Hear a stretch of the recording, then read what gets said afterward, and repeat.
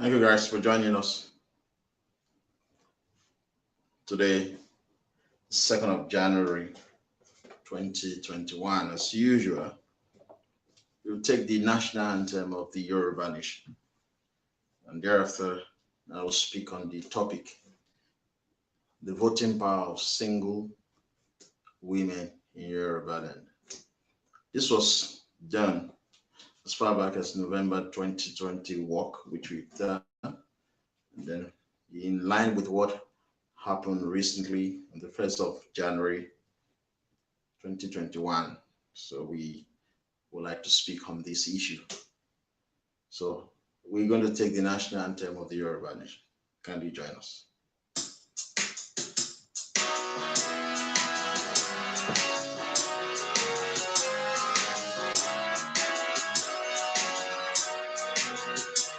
Iṣẹ́ wa ilẹ̀ wa fún ilẹ̀ ìbí wa ká gbéga ká gbéga ká gbéga fáyé rí ìgbàgbọ́ wa ní pé bá ti bẹ̀rù làbọ̀ mọ́.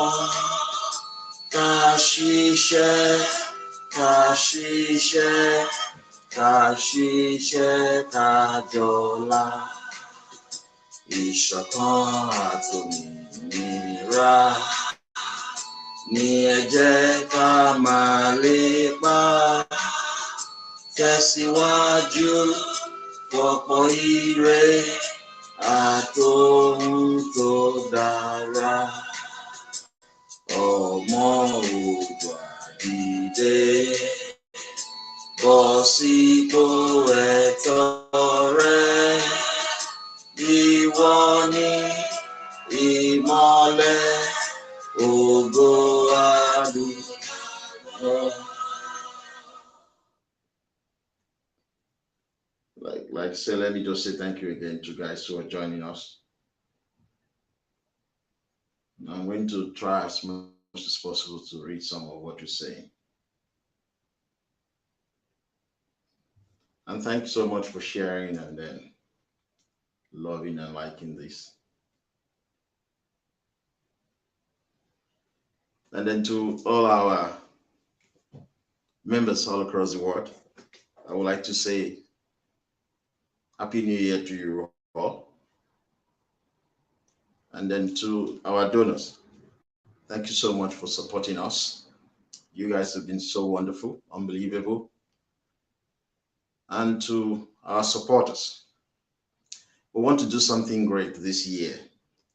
Now, this year in May, I will be starting my trial. Remember in 2019, the Scotland Yard Counter-Terrorism Command arrested me for terrorism. Then after 8 months, they did not charge me. I approached the magistrate court to challenge the police in court in March 2020, upon which the judge granted me my right to continue to use social media because it will be against my freedom of speech and freedom of expression if they deny me. For 8 months, I wasn't allowed to speak. Thereafter, the police dropped the allegation of terrorism. But in their stupidity and an attempt to try to work for the interests of the Fulani minority in Nigeria, they brought 4 charges against me bordering on racial hatred. So they single out 4 out of my 520 political speeches that I've made using YouTube. So they've taken this before the Crown Court. So the trial will be starting in May later this year. We hope to win this. We hope to win this, and we will win. Even though the allegation is coming from a member of my family, which is very unfortunate. But I've done a number of research about Yoruba women. I've praised the way her manner they stood the test of time to protect the interests and welfare of the Yoruba nation. Because they are the fabric of our society. The generation before us have neglected these most important people in Yorubaland. So it is upon this that I instructed our member to conduct a research on the voting power of single women in Yorubaland. Now, most of what we do are based on our personal relationship, our experiences as a movement, because we focus more about people rather than politics. So we found out that there's so many Yoruba women who are married. They don't have kids.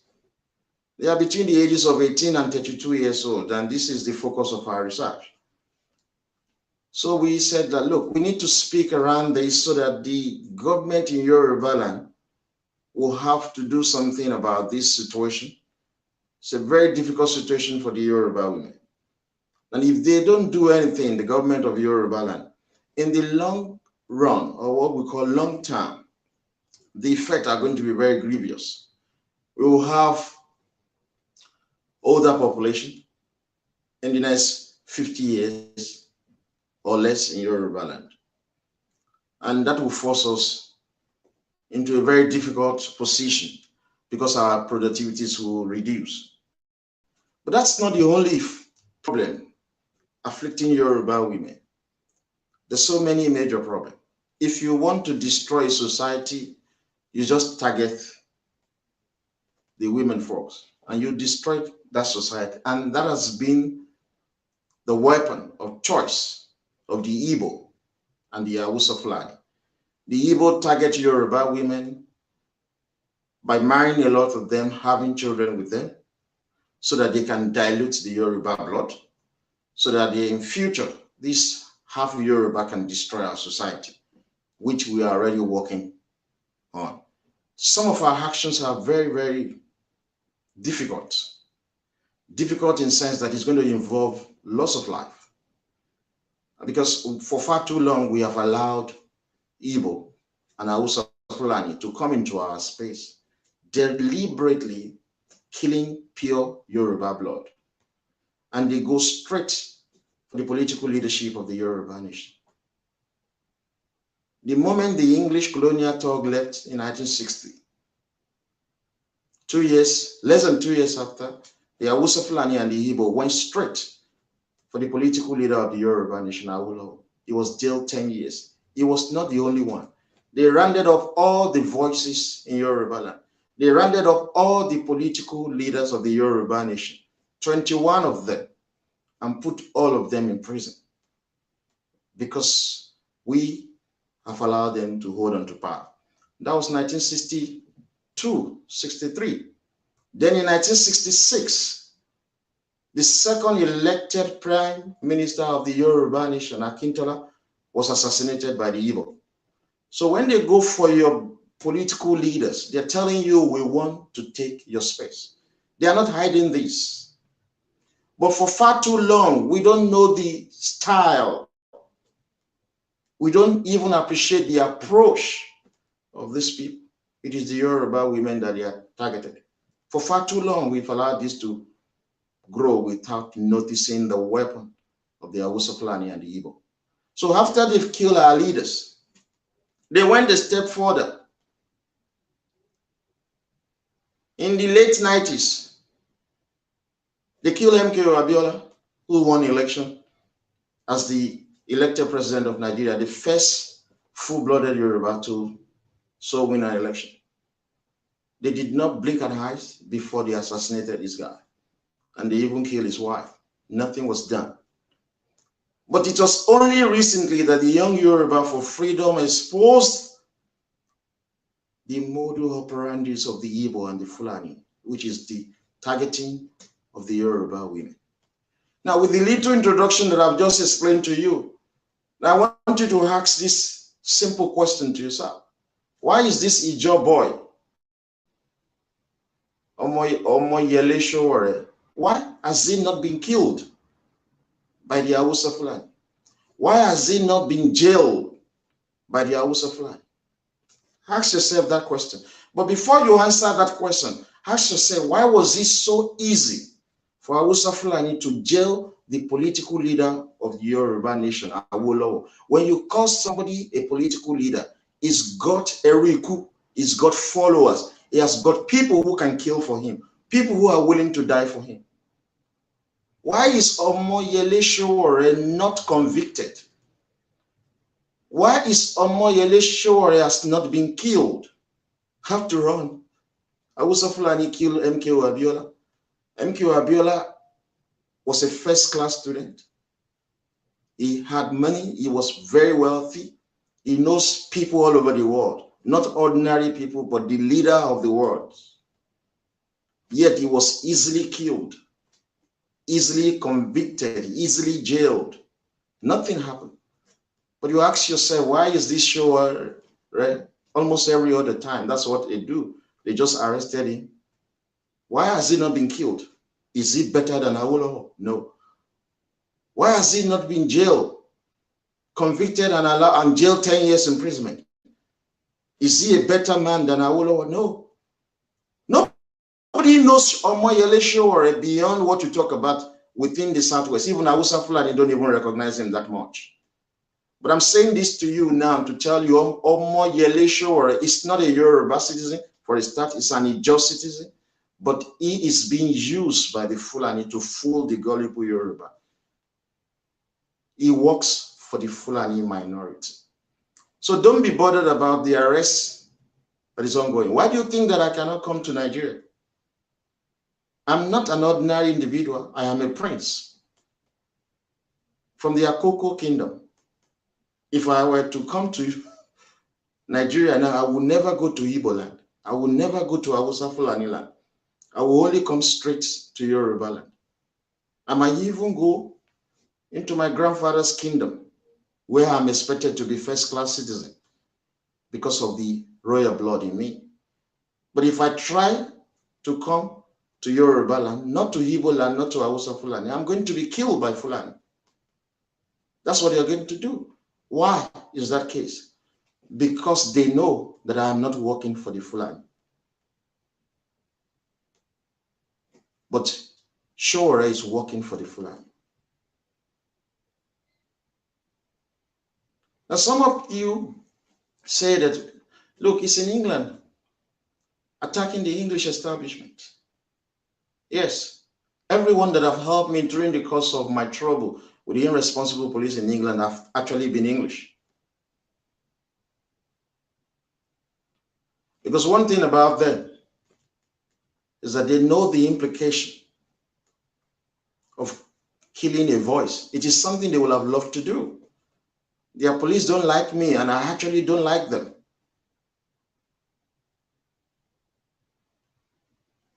Ìjọ tí wèrè tán bá pa wèrè náà máa mọ̀ pé wèrè lẹ́bi. They know the implication of that.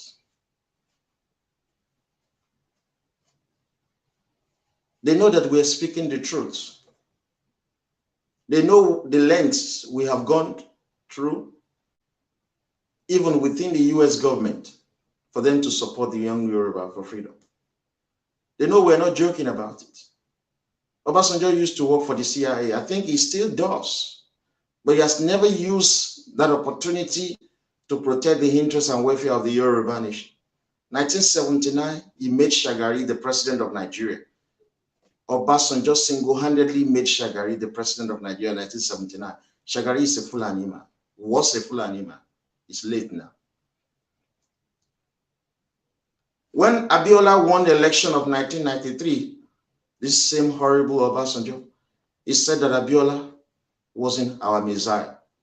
He didn't support Abiola. He supported Tofa, the Fulani. In 2007, he single-handedly made Yaradua president of Nigeria. Yaradua is late now, was a Fulani man. During the election of 2011, he doesn't want Jonathan to carry the ticket of the PDP. He wanted Sule Lamido, a Fulani. In 2015, he was the arrowhead of the Buhari campaign. He used his connection with the CIA. He lobbied John McCain, the Republican senator then, who is late now. He lobbied Obama. He lobbied David Cameron of England. He lobbied Sarkozy of France. He used his connection to ensure victory for Buhari. Buhari is a Fulani man. Obasanjo has never for once helped the Yoruba nation to take the presidency of Nigeria because he's not a Yoruba man. He's an Igbo man. He knows the implication of a full-blooded Yoruba citizen as the president of Nigeria. That will be the day that we will bury Hausa Fulani and the Igbo suppression, subjugation of the Yoruba nation. But today we're talking about the Yoruba women. I'm passionate about them because I love Yoruba women. Even though I married one of them, I will repeat another one. Very soon I will marry a Yoruba woman. I've always wanted to marry a Yoruba woman. I love them because I'm Yoruba. I love them because they were one. The Orisha, we reverence so much in Yorubaland, like Oya. We know what Moremi did for the Yoruba nation. We know the wife of Olokun. We know Iyemoja. Yoruba women have never been weakened, but the generation before us, particularly our parent generation, have made them to be useless. And I will speak about that. Unmarried Yoruba women who are between the ages of 18 and 32 are actually half of the total number of the Yoruba women as of today. The majority of them tend to be liberals. They don't care about the interests of the Yoruba nation. They've never been bothered. They could be a powerful political force, but many of them do not vote. They are not even registered to vote. Yet, they are half of the total number of Yoruba women. And we're losing such a huge number to being lethargic. They're not interested in the Yoruba nation. They don't care. And the only reason is because they want to be married. They are married. They have no kids of their own.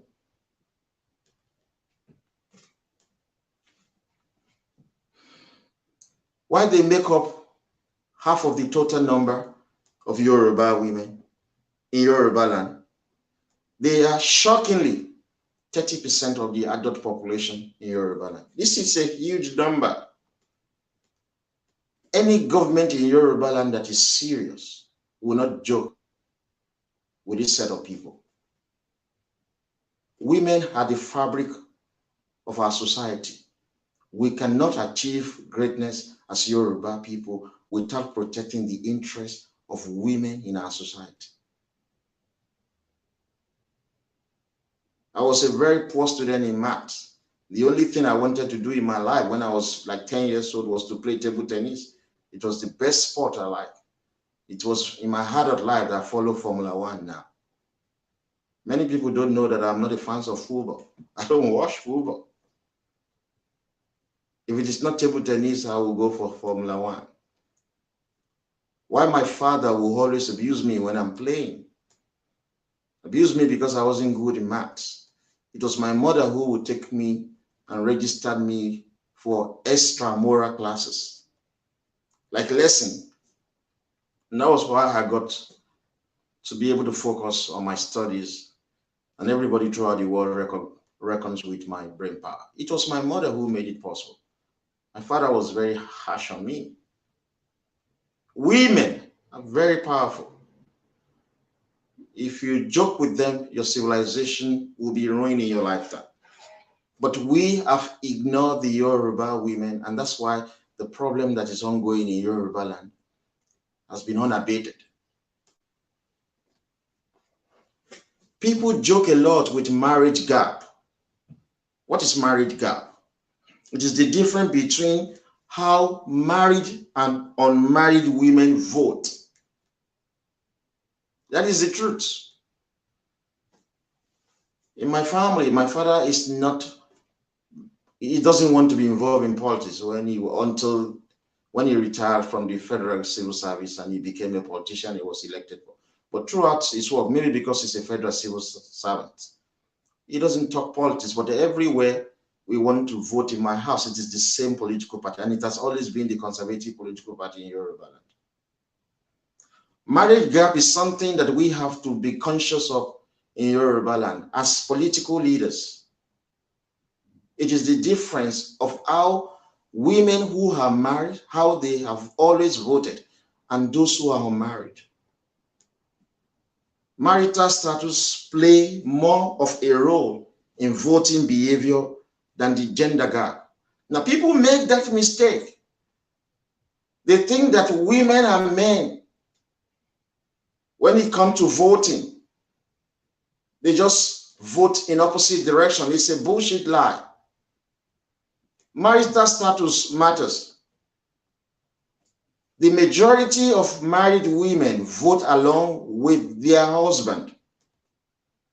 If the husband is going to vote for the Yoruba APC, there's more than 75% chances that the wife will also vote for the Yoruba APC. Marriage gap is very important than gender gap. Unmarried women in Yoruba, they share some common characteristics which we have studied. And it was because we wanted to provide solution to the problem that we have identified. I have a daughter. I wish that she will have a boyfriend at the age of 18. And I wish she get married by the age of 21. I married very early. But I'm not insinuating that people should get married very early. Marriage is a very difficult institution. Totally. You need mature mind. It's not for idiots. Let me put it that way. But when we see 18 years old, 21 years old, 27 years old, 32 years old women in Yoruba and not married, it's a clear danger for the development of our society. So these Yoruba unmarried women, they have common characteristics. They are more likely to live in poverty. That's the one characteristic. It is something we have studied. We just talk. Virtually all the unmarried Yoruba women that we interview during the course of this research were poor. Ordinary 10,000 naira, you can cut off their head. I'm being serious. Ordinary 5,000 naira, you can sexually abuse them. They have that common characteristics. And like I said to you, this is a population that is half of the total number of Yoruba women. And they are 30% of adult population in Yoruba land. So if we do not consider these characteristics, these people, we're joking with the future of the Yoruba nation.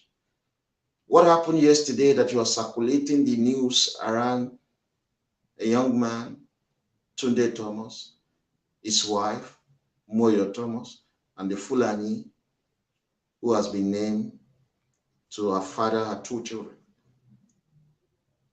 That's just a tip of the iceberg. What the Fulani and the Igbo are doing to Yoruba women will shock you.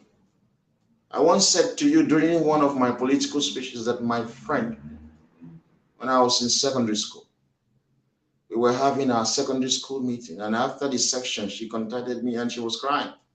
I told you. She said to me that she works with Federal Ministry in Ibadan. And I won't mention the name of that. It's about agriculture, so to say, even if I have to mention the name. People can track that. The director there was a Fulani man. My friend, she's married, happily married, with 2 children. This Fulani man won't leave her. This Fulani man will not promote her. This Fulani man will not even approve her leave unless he sleeps with her, a married woman. There's so many things that we can talk about the excesses of this minority Fulani. It has gone too far, supported by the irresponsible Igbo. Yoruba women are being abused. We spoke about this and I said to my friend, why didn't you tell your husband so that your husband can go to your work and warn the director? He said, oh, Adinka, you've been away for too long. One, the director, who happens to be a Fulani man in Yoruba land, in jobs that is in Yoruba land, He says to me that the Fulani man will sack her if he dares to tell her husband. And the secondly, she says to me, even if she tells her husband, the husband will believe that the director have had carnal knowledge of her, and that will break her home. And I said to her, then go to employment tribunal.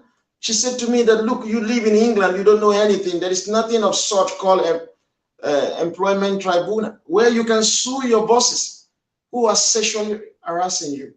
None of such in Yorubaland. It's a shit place to live, Nigeria. Disorganized.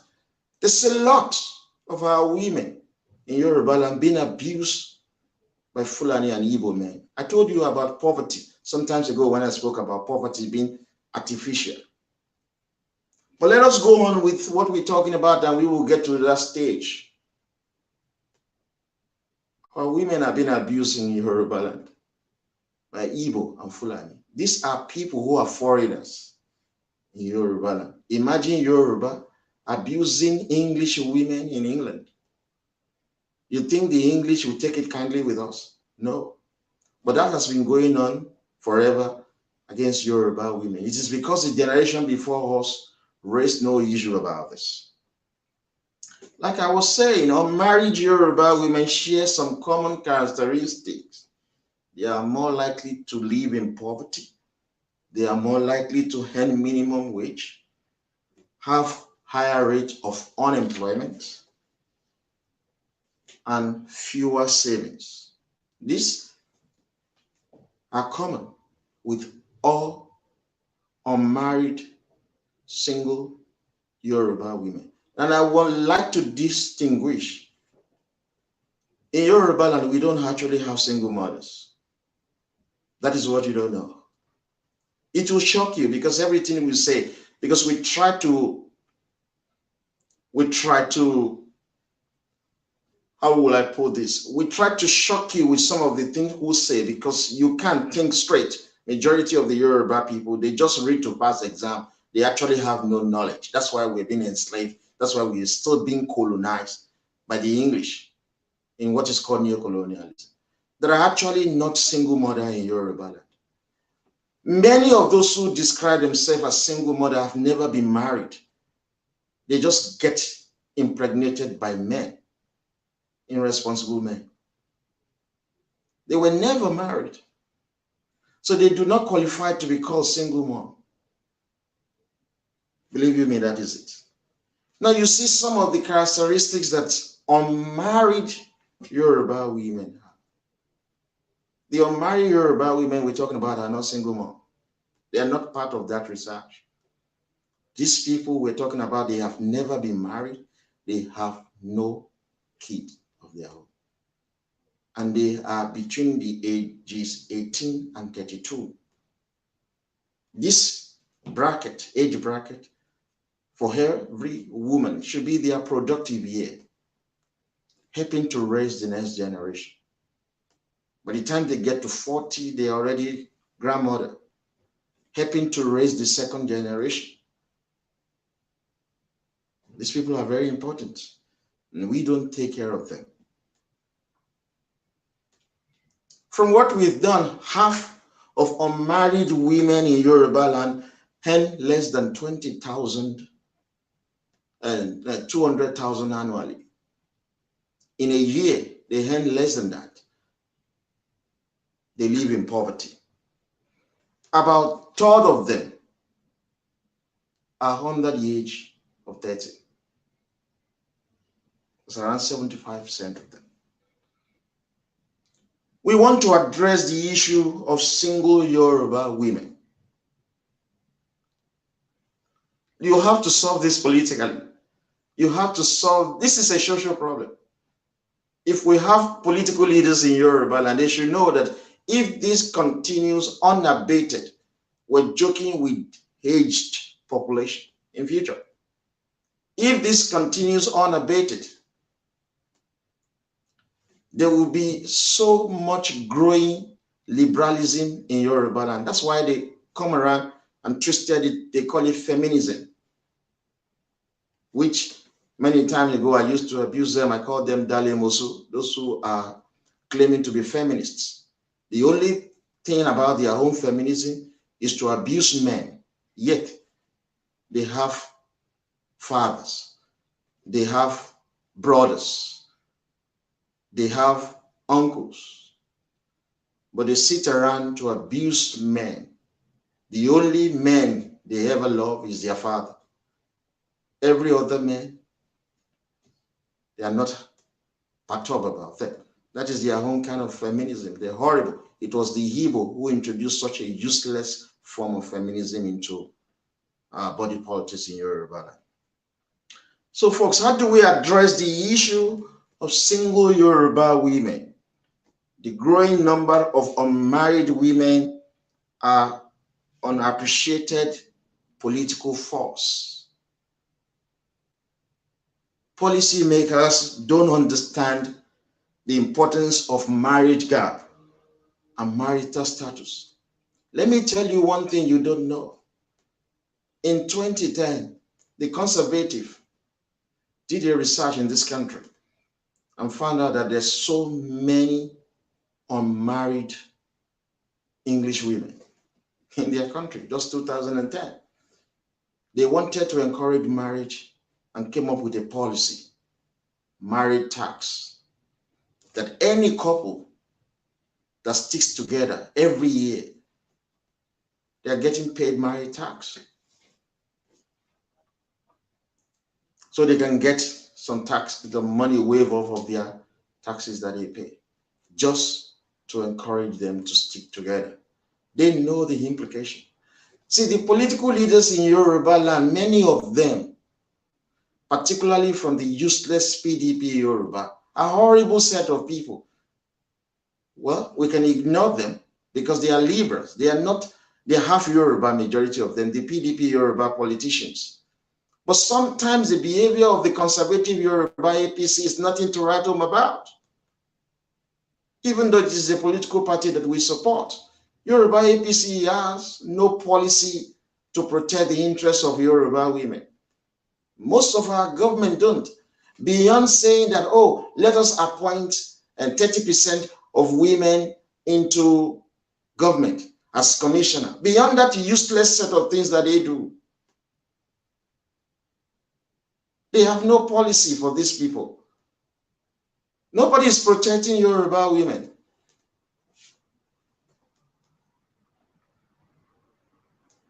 So our policy makers, who are our political leaders, they must understand the importance of marriage gap and marital status. Marriage gap is more important than gender gap. When a woman is married, naturally she will be conservative. The majority of women who are liberal are actually unmarried women. Nobody is protecting them. That's why they have given everything away. So this is something that we will encourage the Yoruba APC to try to understand when they come to formulate policy, beyond saying that we say we're going to appoint equal number of men and women. Rubbish. Is this the same thing they do in America?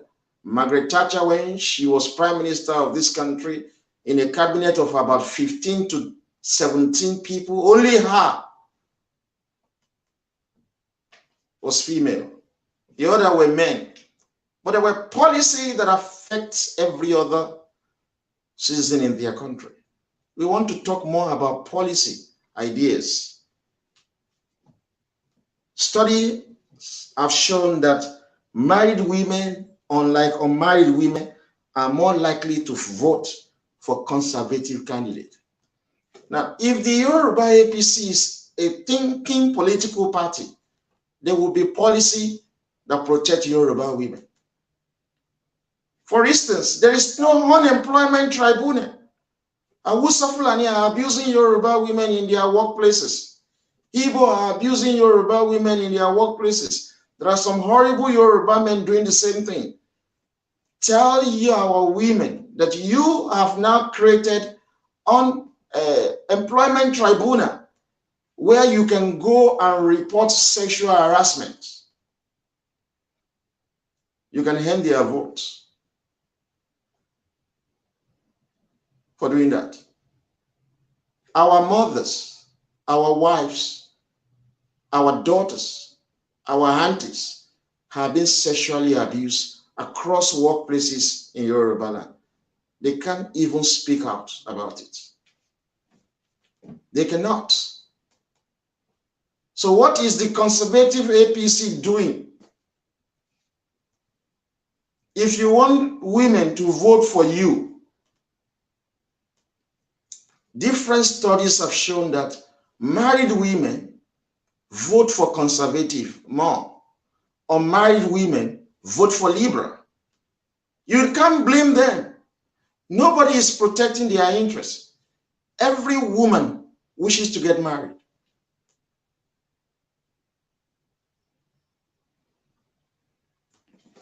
So that is their desire.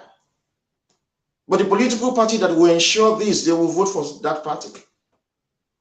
I think the government in Yorubaland should establish employment tribunals across Yorubaland so that our women can go there and complain for sexual harassment. A number of Yoruba women, people sleep with them even before they can pay their children's school fees. They get sexually assaulted before they can get health care. Many of them are living on our streets. Any favor being done for them, people sexually take advantage of them. The government must step in to protect these vulnerable women, without which it is our society that will pay for it now and in the future. Marriages and its accompanying life changes may alter a woman's worldview. When a woman is married, she doesn't think like a woman who is unmarried. If we want Yoruba women to stand in the gap to defend our civilization, it is high time that we formulate policies that will protect these women. We can use the little we have to come up with fantastic ideas, essentially to protect women. Any society that protects women is always the most developed society. It's something that we have to do as Yoruba people. If we can have Oya, if we can have Oshun, and the other Yoruba Orisha that are female, that shows that in time past, we have given equal priorities and privileges to women as well as men in Yorubaland. Why is it that it is so difficult for the government in Yorubaland, particularly the conservative Yoruba APC, to protect the interests of Yoruba women?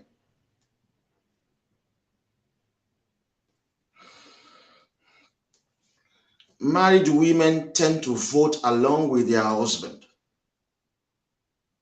The Yoruba APC, you struggle to win across Yorubaland, even though you are the majority, you've always been winning an election, because there is a growing number of unmarried single Yoruba women, different from single mother.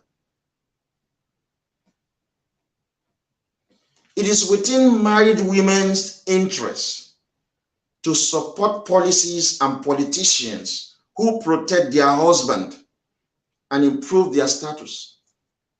Women will vote for the Yoruba APC if their husbands have jobs. But if there is growing poverty across Yorubaland, women will vote against the political party in power. So if the Yoruba APC are truly reasonable political parties, we all know that the Yoruba PDP is the most useless political party in the world. Very useless because it is populated by horrible half Yoruba people. A useless set of human beings. They are half Yoruba, yet they live in Yoruba land, but they would rather have the same homeland where they are living destroyed. Horrible set of people they are. It's a useless political party. But women will vote for a political party that protects the interests of their husband. We're not going to bother ourselves about what happened to Tunde Thomas that you've been circulating since yesterday. We're not going to bother about what led to Moyo's action. Was she a victim? We're not going to bother about how Fulani and Igbo have been abusing Yoruba women in Yoruba land. You don't see Yoruba women in Igbo land. You don't see them in Hausa land. In their own indigenous homeland, they are still being abused by foreigners. But the point is this: women will vote for a political party that protects the interests of their husband, jobs for their husband. How come Yoruba men don't have jobs? How come Fulani will leave their own space, Hausa Fulani land, come to Yoruba land and dictate to us over jobs opportunities? It is because of the unitary system. If the Yoruba APC are reasonable political leaders, they will speak out against the Hausa Fulani and the Igbo taking federal government jobs across Yoruba land. Women will listen to them and say, yeah, look, this is the political party that is protecting my husband's job. You go to the police in Yoruba land, you see several Hausa Fulani and Igbo working as policemen in Yoruba land when Yoruba men have no jobs. You go to all the military bases in Yoruba land, it is Hausa Fulani that you see there and Igbo when Yoruba men have no jobs. Go to our airport, go to our waterways, go to our port in Yoruba land. All the federal government agencies, ministries, and departmental jobs in Yoruba land. It is Hausa Fulani that you see as director. It is Hausa Fulani leading all these jobs in Yoruba land. Yoruba husband have no job. Women will vote for a political party that protects the interests of their husband. Even if Yoruba APC will not bring back this job, speaking out against it will hand the Yoruba women to vote for the party. They know the party will protect them. If their husband can secure a job, you think a Fulani man will be coming to Yoruba land to sexually abuse our women? Many of your mothers have been raped by Fulani in Yoruba land because of jobs opportunities. How can Fulani leave their own space? They are from Sokoto, Kano, Kaduna, Katsina, Jigawa, Kebbi, and Zamfara state. These are the Hausa Fulani speaking states. But in all Yoruba speaking states, all federal government jobs in Yoruba land, it is Hausa Fulani that you will see there majorly. So Yoruba men have no job. And if a man has no job, it means that he will have no money. If a man has no money, he cannot take care of a woman. And such a woman would cheat on him. It is the truth. Women are very vulnerable people. But have you ever come across any political leaders in Yoruba land asking simple questions? Even our representative at the National Assembly, useless set of horrible souls who are Yoruba, they have never asked a simple question. Why is it that when you go to Lagos International Airport, it is Hausa Fulani that are working as immigration predominantly? It is Hausa Fulani that are working as government custom officers predominantly. It is Hausa Fulani that control that airport. But when you go to Aminu Kano International Airport in Hausa Fulani land, it is not being controlled by Yoruba people. It is still this same Hausa Fulani. When you go to Akomo Ibrom International Airport in Igbo land, it is Igbo people that are predominantly working there. Have you ever seen any political leaders at the National Assembly, at the state level, asking these simple questions? You don't protect the interests of the Yoruba men. Their wives will not vote for your political party. Everywhere you go across Yoruba land, federal government jobs, it is Hausa Fulani that are leading there. This must stop. That's why we say to young Yoruba, you cannot stop this because there is nobody speaking for us in the political parties. APC Yoruba is trying, but there is no strong opposition to the APC Yoruba.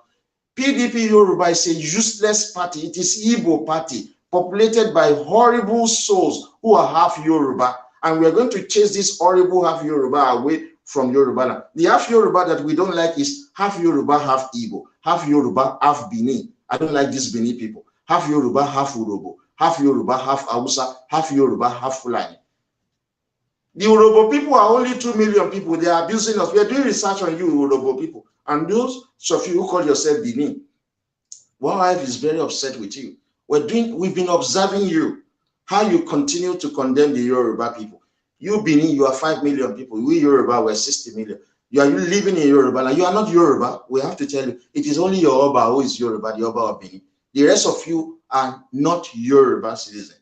And the abuse, the lack of support you've given to us, you'll see how we're going to treat you in Yorubaland. Many of you who are half Yoruba, half Benin, you have no respect for us. You behave like Igbo. We're going to chase all of you out of our space. It will be like a rude shock to you, but it will happen. And it is already happening. So there is no political party that is actually speaking for the interests of the Yoruba nation. These are legitimate concerns. It's very legitimate. A simple question by a governor will have added value to this argument that we see around, the abuse that is going on across Yorubaland on our women. Imagine if we are practicing regional government. We are just practicing regional government. Imagine the people that will be working at Lagos International Airport. They will not be Hausa Fulani again. They will be Yoruba men and women. And these people will have job for life. That is what it means, jobs for life. That means they will always be able to provide for their family. When a woman has a husband who is able to provide for her financially, she will make an ordinary house a home, peaceful. If we go back to regional government, that means that the waterways in Yorubaland, in Lagos, Ogun, Ondo, and Ishekiri land, it will be 100% controlled by Yoruba people. That means our people will have jobs. But what do you have now? Every single jobs in Yorubaland is being controlled by the Fulani and the Igbo. But our political leaders are not raising issues about these. Married women tend to vote along their husband, along with their husband. So if APC Yoruba is campaigning to secure the jobs in Yorubaland for Yoruba people first and foremost, you will get the vote of the Yoruba women. It will always be secured.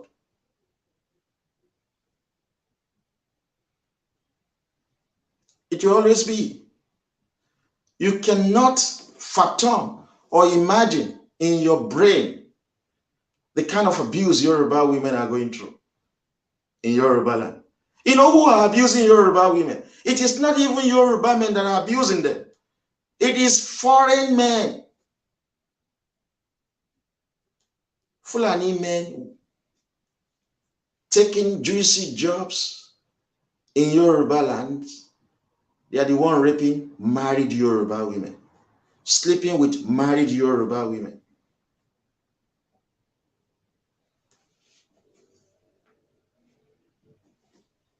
So I hope APC will think long and hard about this.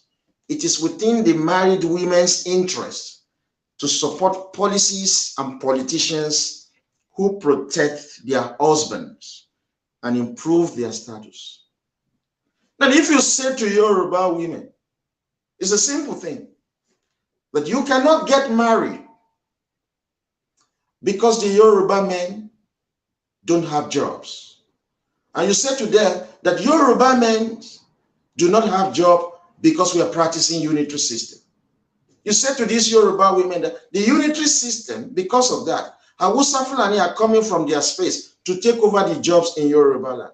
Igbo are coming from their space to take over the jobs in Yorubaland. If you support our political party and if you give us your vote, We will stop Igbo and Hausa Fulani coming to Yorubaland to take your job from you so that your husband will get a job. Yoruba women will support that policy. They will troop out and support that policy because they want to support their husbands and improve their husband's status. But we don't really, you know why APC Yoruba is not doing something dramatic and fantastic at the same time? They have no opposition. We will be speaking around SDP and AD. We will trace how we form this political party that are conservative political party, and we will be pleading on the two of them to speak to each other, form a merger, change the name from SDP and AD, change the name to say Action Group, and be the real opposition to the Yoruba APC. That is when Yoruba APC will sit up. There is no strong political opposition to the Yoruba APC in Yorubaland. That's why you will see that stupid man called Akeredolu idiot. His father is Yoruba, his mother is Ijo, he married an Igbo woman. This guy has divided loyalty. That's why he's abusing me. When I took on the Igbo who wanted to destroy Lagos and kill Tinubu. Politically, Tinubu has not done anything for me in my life, but he has done so much more for Akeredolu to become governor twice. He is stupendously rich today, courtesy of Tinubu. But when Nnamdi Kanu instructed Igbo to destroy Tinubu business and kill Tinubu, the stupid Akeredolu did not say a word against Nnamdi Kanu because he has a divided loyalty to the Yoruba nation. His father is Yoruba, mother is Ijo, wife is Igbo. You expected him to be anything, protect the interests of, he will never. That's why it was so convenient for him to come out openly and condemn our action because he has divided loyalty. He's a stupid, useless man. I hope he's going to be impeached. He will never make Ondo State great. His wife, the Igbo woman, will continue to steal the wealth of Ondo people and take it to her homeland in Igbo land. So the Yoruba APC have not been able to do something substantial to help to change the course of history, even now that they are in power, because there is no strong political opposition to our party. It is my party that I support so well, but we think first and foremost about the interests of the Yoruba nation. So we will be appealing to the Social Democratic Party and the Alliance for Democracy to talk to each other, form a merger. I don't expect a political party to wait every 4 years before they can convince people to vote for them. If they form a merger, because the Yoruba APC came out of these two parties anyway. Now, if these two parties can work together, form a merger, change their name, just campaign for election in Yorubaland, APC Yoruba will be serious. That is when they will start protecting the interests of the Yoruba people every now and then. Look at what Tinubu said. He said that the PDP Yoruba, they just crop out of their hole every 4 years like crabs to contest elections. It's a useless political party, PDP Yoruba. We need strong opposition in Yoruba to push ideas and ideals that will help to protect the Yoruba nation. I hope the SDP and AD will listen to us and work together. They are conservative. This is the high time they should work together so that we will be the greatest beneficiary. And if you have a political party that is always pro-Yoruba, APC Yoruba will sit up. It is because there is no strong opposition to APC Yoruba. That's why they are bringing half Yoruba to come and contest election and destroy our life. Look at Seyi Makinde of Oyo State. Useless boy. His father is Yoruba. His mother is from Edo. His wife is Ijo. You expected such an individual to protect the interests of Yoruba. So if we decided to take the war to the Ijo people, you think he's going to support it? No. That is where his wife is from. First class divided loyalty. That was why the idiot said that the Yoruba nation does not need Nigeria presidency, that we need security and restructuring. Useless man. The Yoruba nation has been clamoring for a return to regional government since May 1967. We have not been able to get that because there is no Yoruba citizen who has been president of Nigeria. But Seyi Makinde, who has divided loyalty, is saying that we don't need the presidency of Nigeria. Nobody will return Nigeria back to regional government except a pure Yoruba blood. And that man is Tinubu. So when you put people with divided loyalty in your government house, they will never do anything that protect your interests. So the Yoruba APC better listen up. And the Social Democratic Party and the AD, it is high time for you to form a merger. You are conservative. You think Yoruba first. This is the time for you to work together. We're not saying that you should be an antagonist to the Yoruba APC. No, we're saying to you to be the second option for the Yoruba electorate. That's what we're asking from you. The Yoruba PDP can never be the second option for the Yoruba nation because that is too dangerous for us. Because the people in the Yoruba PDP, sorry, the Yoruba PDP I'm talking about, the people in the Yoruba PDP are not full-blooded Yoruba people. Many of them are not even Yoruba. So we cannot put our trust in them. They would destroy the pure Yoruba blood. That's why they've always been killing us. You understand? So it is high time we think long and hard about a merger of the SDP and AD so that we can have a strong opposition to the Yoruba APC, and the Yoruba nation will be better off for it. We will be better off. Liberalism and feminism resonate more with unmarried women and single mothers. We need to prioritize the economy and social issues that affect single women in Yorubaland. Some stupid idiot will say, oh, marriage is a personal issue. It is not. It's a societal issue. When women are not married, they are unproductive. When a woman is unmarried, she's got depression, she's got anxiety, our productivities will reduce. And that is not good for the society. She will be ready to bring the house down simply because she cannot get married. So policies must be formulated that will encourage Yoruba women to be able to get married. Now, this is some of these policies that we want to shape your insight into. I'll still talk about the case that you've been speaking about. Then I said during the course of this discussion, I said that, look, there is need for employment tribunal to be instituted across Yorubaland so that women and men are being abused as well. Women and men who are being abused in workplaces can go to the employment tribunal to complain, and these people who are abusing them can be brought to justice. That is one policy that the Yoruba government should think about. So don't say marriage is a personal issue. Another thing that we would like to say is that Yoruba women who are over 30 years old cannot get abortion. I actually don't support abortion. It's not that I haven't done it before. It's something I've done in the past because we're trying to space our children. I actually do not support it. I regret it. You understand, it's not something that should be done.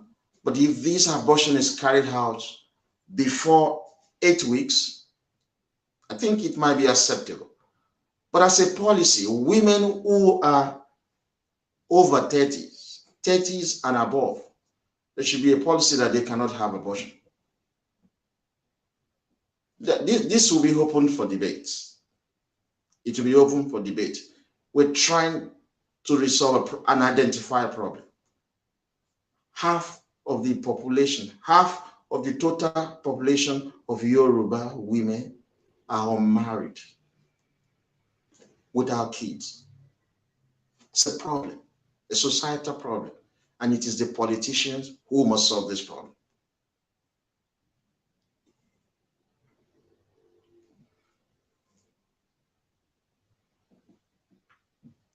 That's number one thing that we thought about, aside the fact that we said there should be employment tribunal. Now we're saying that women over 30 cannot have abortion. Whether abortion, I don't think abortion is legal in Yorubaland, but people are doing it. And you have to take them serious. You have to arrest doctors who are doing it. In England, it's a legal thing to do. I've done it before. So women who are over 30 should give birth so they can have abortion. There's another thing that we are not looking at. This is very important. Women who are over 30 should be allowed to adopt children. Yeah, there are some women who have given birth who can raise them. So even if they are, but it could be open to abuse. So it's something we have to think long and hard about it. Whether women who are unmarried should adopt children. It has to be debated. I don't think it's going to be right. I don't think it's going to be right. I have a friend who's been my friend since our university days. Now we spoke about adoption with her. The problem is that she's unmarried. I don't think it might be good for the society because it could be open to abuse. A woman could adopt a boy and then she sexually abusing a child.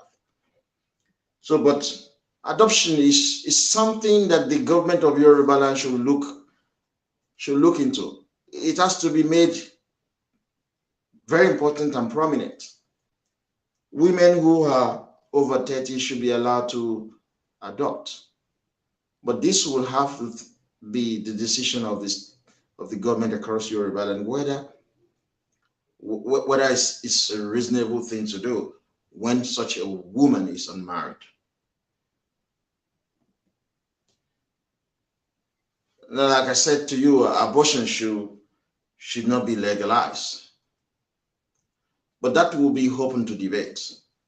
You allow women to speak. We can't think for them. We allow them to speak. But we've been trying as a movement we are like a think tank for the Yoruba nation. It's a major problem for us to have half of Yoruba women never be married with no kids. So there must be solution. And within this discussion, I've raised the issue around jobs opportunities across Yorubaland. We will not accept for our taxes to be taken away. I'm not talking about all of those ones now. These are what is causing problem. When we pay taxes in Yorubaland, everything goes to Abuja. Our men and women don't have jobs. And when a man doesn't have a job, he can have 100 girlfriends. He won't settle down with any one of them because he doesn't have a job. These are some of these things that we have raised. There's something that I listed here as child maintenance. Child maintenance, in which you force men to pay something, but that could be open to abuse too. You will copy it. You have to think long and hard about it. But I believe that another thing to encourage women to have children, because the child maintenance of a thing is being abused here. I've seen a lot of Yoruba women abusing it here in England.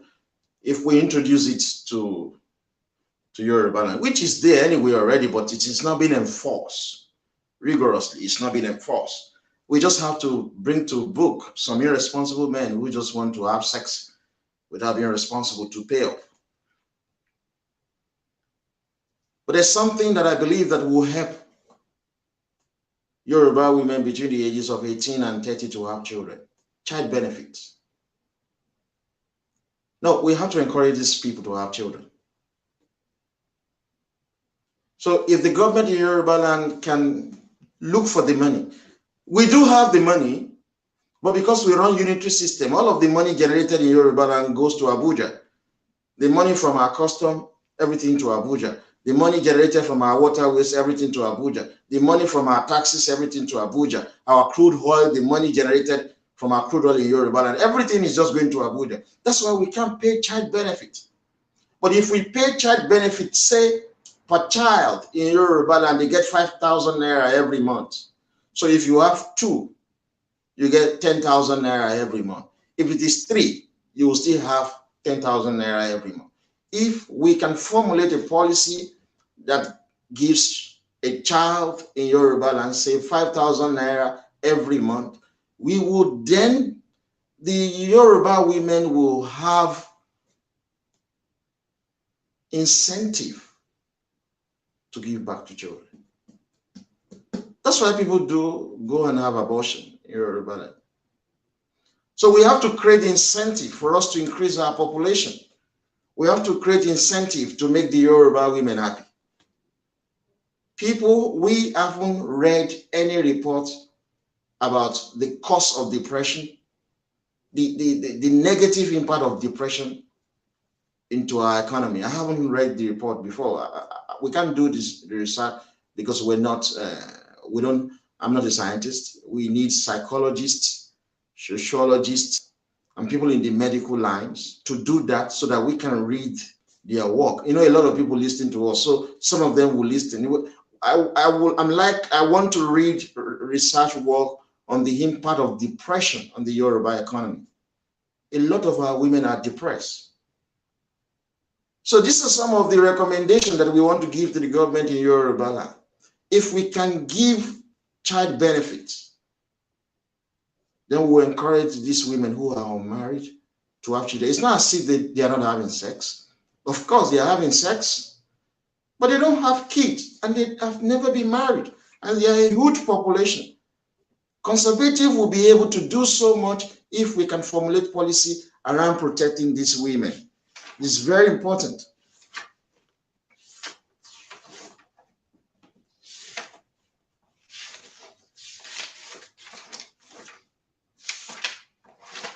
It's very important. There's something that I would like to say to Yoruba women who are watching us.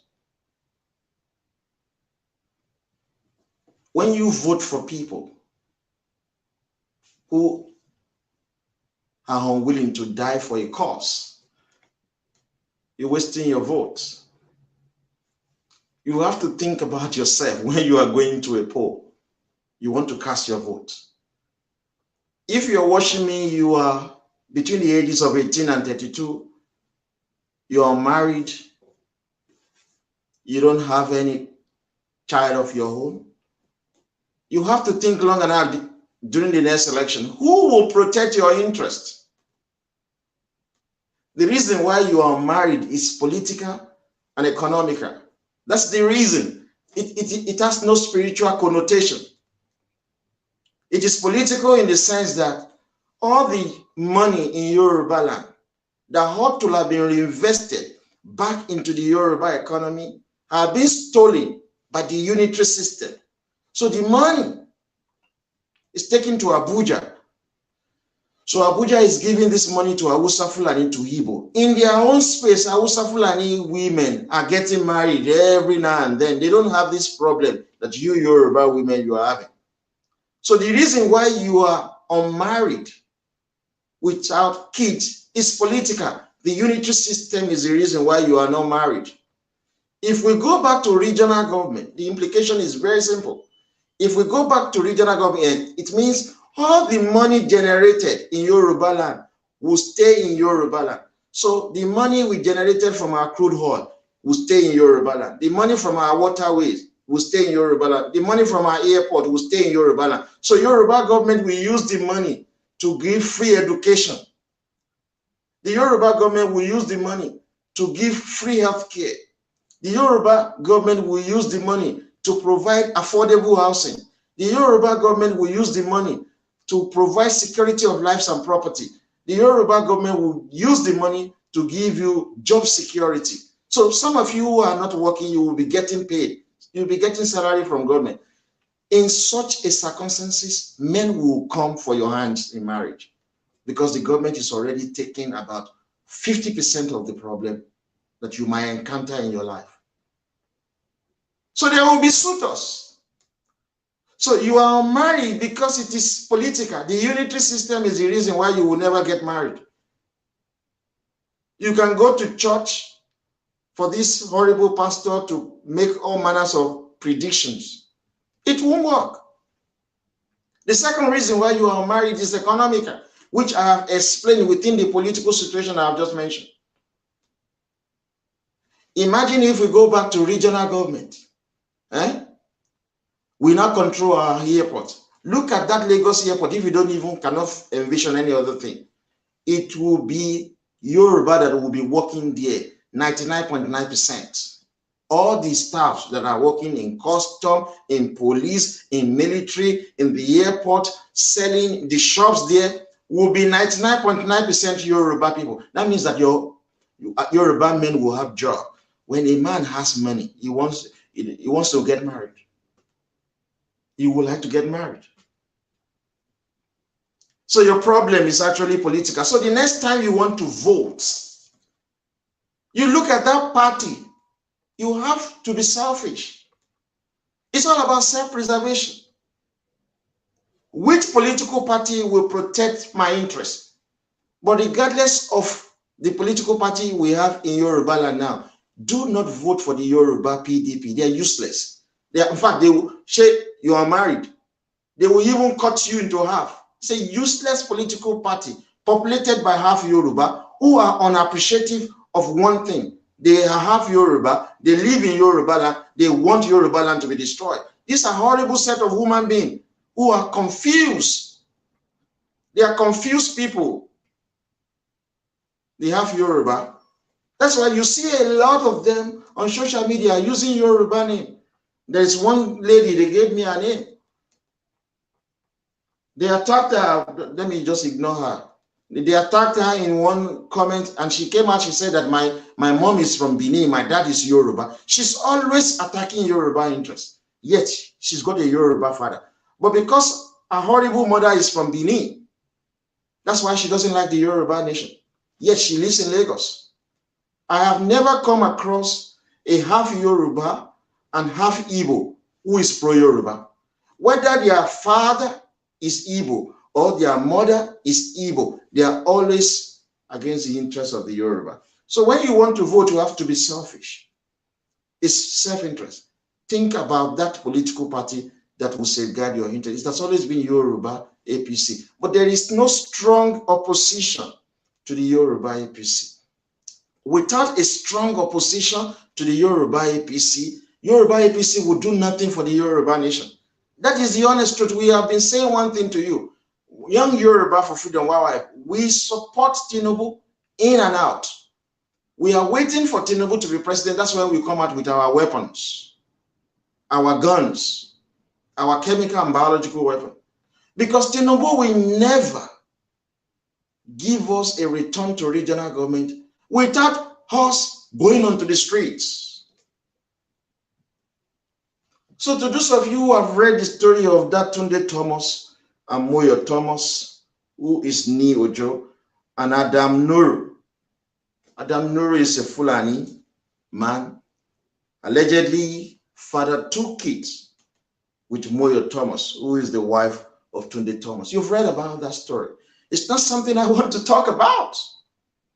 One thing that we've been trying to do when the news broke out yesterday, we want to know whether this man is half Yoruba. If he's half Yoruba, I'm not interested. Now, I have to be honest with you because we have to hit on the half Yoruba very well. They are the gateway into which the Hausa Fulani and the Igbo are destroying Yoruba nation. So we have to destroy them.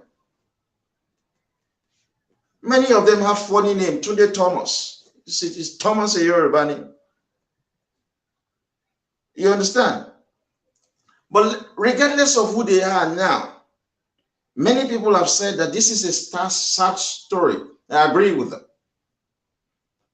It's a sad story. Many people have labeled the Fulani man as a useless man.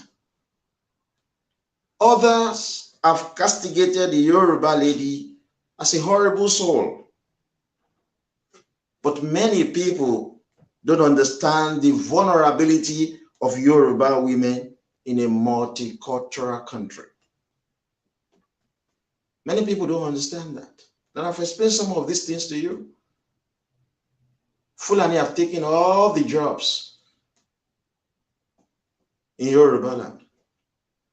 Igbo are committing all manners of crimes in Yorubaland: kidnapping, armed robbery, vandalism, organized crime, drug, prostitution, and all of it. They have accumulated so much wealth, both Hausa, Fulani, and Igbo, which Yoruba don't have.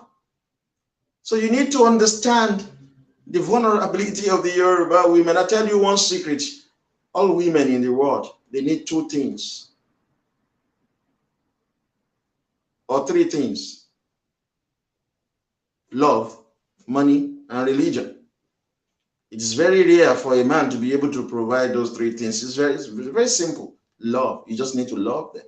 You should have money to take care of them, and they just want to pray to their God. Any man that can do these three, you are a very lucky man.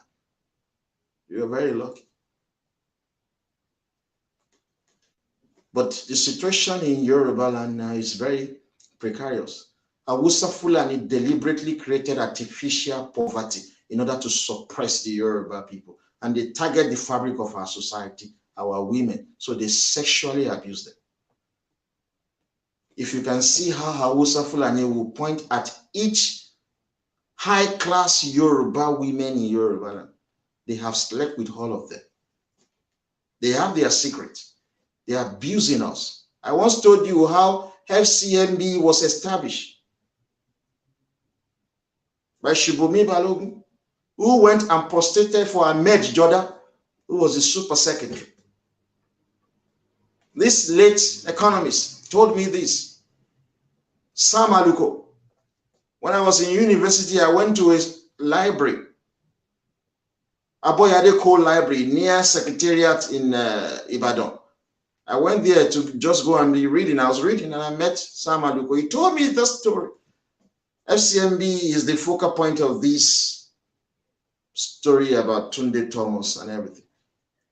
Chief Shubomi Balogun, a white cap chief in Lagos, he was prostrating for an ordinary useless Fulani man, Ahmed Joda, who was the super secretary there. Ahmed Joda doesn't want to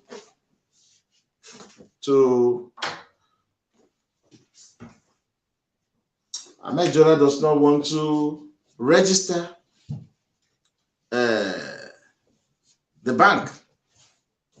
Then you can see some of this problem. These are some of the issues that needs to be addressed. So many people don't understand the vulnerability of the Yoruba women in a multicultural Nigeria. Fulani have taken over everything that belongs to the Yoruba nation. So that's why it is very easy for them to dehumanize our women. So the psychological effect of the unitary system is what you see in some of our women behavior, which I'm coming to. Like I said, Fulani and the Igbo created artificial poverty. How do you create artificial poverty? You take all the jobs in Yorubaland. You take it away from Yoruba people.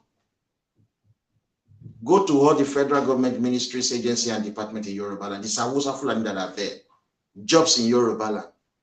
Foreigners are the one controlling it. So when you take all of this job, all the position, you control the presidency, you control this, so you create artificial poverty. So the Yoruba men will not be able to take care of their women. So our women will be forced to go and plead with Fulani, and they will sexually abuse them. When you abuse a woman sexually, psychologically, you destroy her. She will never defend your civilization. That is what Fulani are deliberately doing. Virtually, there is no high-class Yoruba woman in Yorubaland that is popular that have never been slept with by Fulani. They know, they have their secrets. So when some of them want to talk, Fulani will say, we will release your video. You know, there was a time they recorded MKO Abiola having sex with Kudirat Abiola in prison. They were even using that to blackmail MKO. They've done so much damage to us. Our generation will finish the war, but we will have to use organized violence. That's how they created artificial poverty. If you want to destroy a society, you first target their women. If you are able to destroy their women, you will destroy that society. Yoruba women have been destroyed. In case you don't know, when I was in university, there a lot of my friends that we were in university together that were doing aristo. We were calling people who were doing prostitution aristo. Virtually more than 50% of the female students in my university days were involved in aristos. All of them are now mothers today. How do you think they are going to protect their children? Their children are now still doing the same aristo, but we call it olosho and slave queen. It is because of artificial poverty. Everything that we own as Yoruba people, Fulani have taken it away from us. In our own land, they are the people controlling the job. They are the people redistributing the wealth. They control our resources. That's why they can easily dehumanize our women.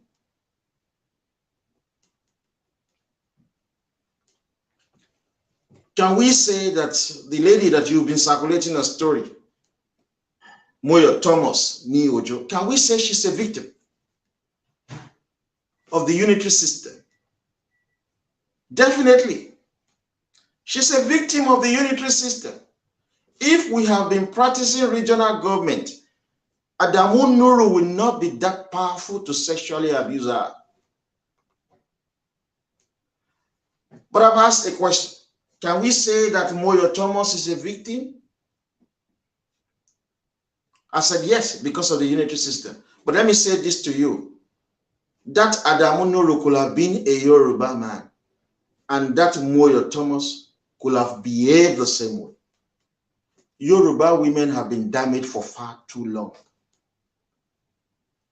I was reading the Harvard report many months ago, 2013.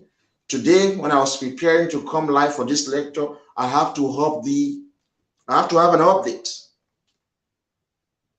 The percentage of virgins matriculating at Harvard University was put at 65%. In 2013, it was 58%. In 2020, it was 65%. That means students that are entering into Harvard doing matriculation, 65% of them are virgin. Can you say that of students that are matriculating in UI, in University of Ife or Unilag? No.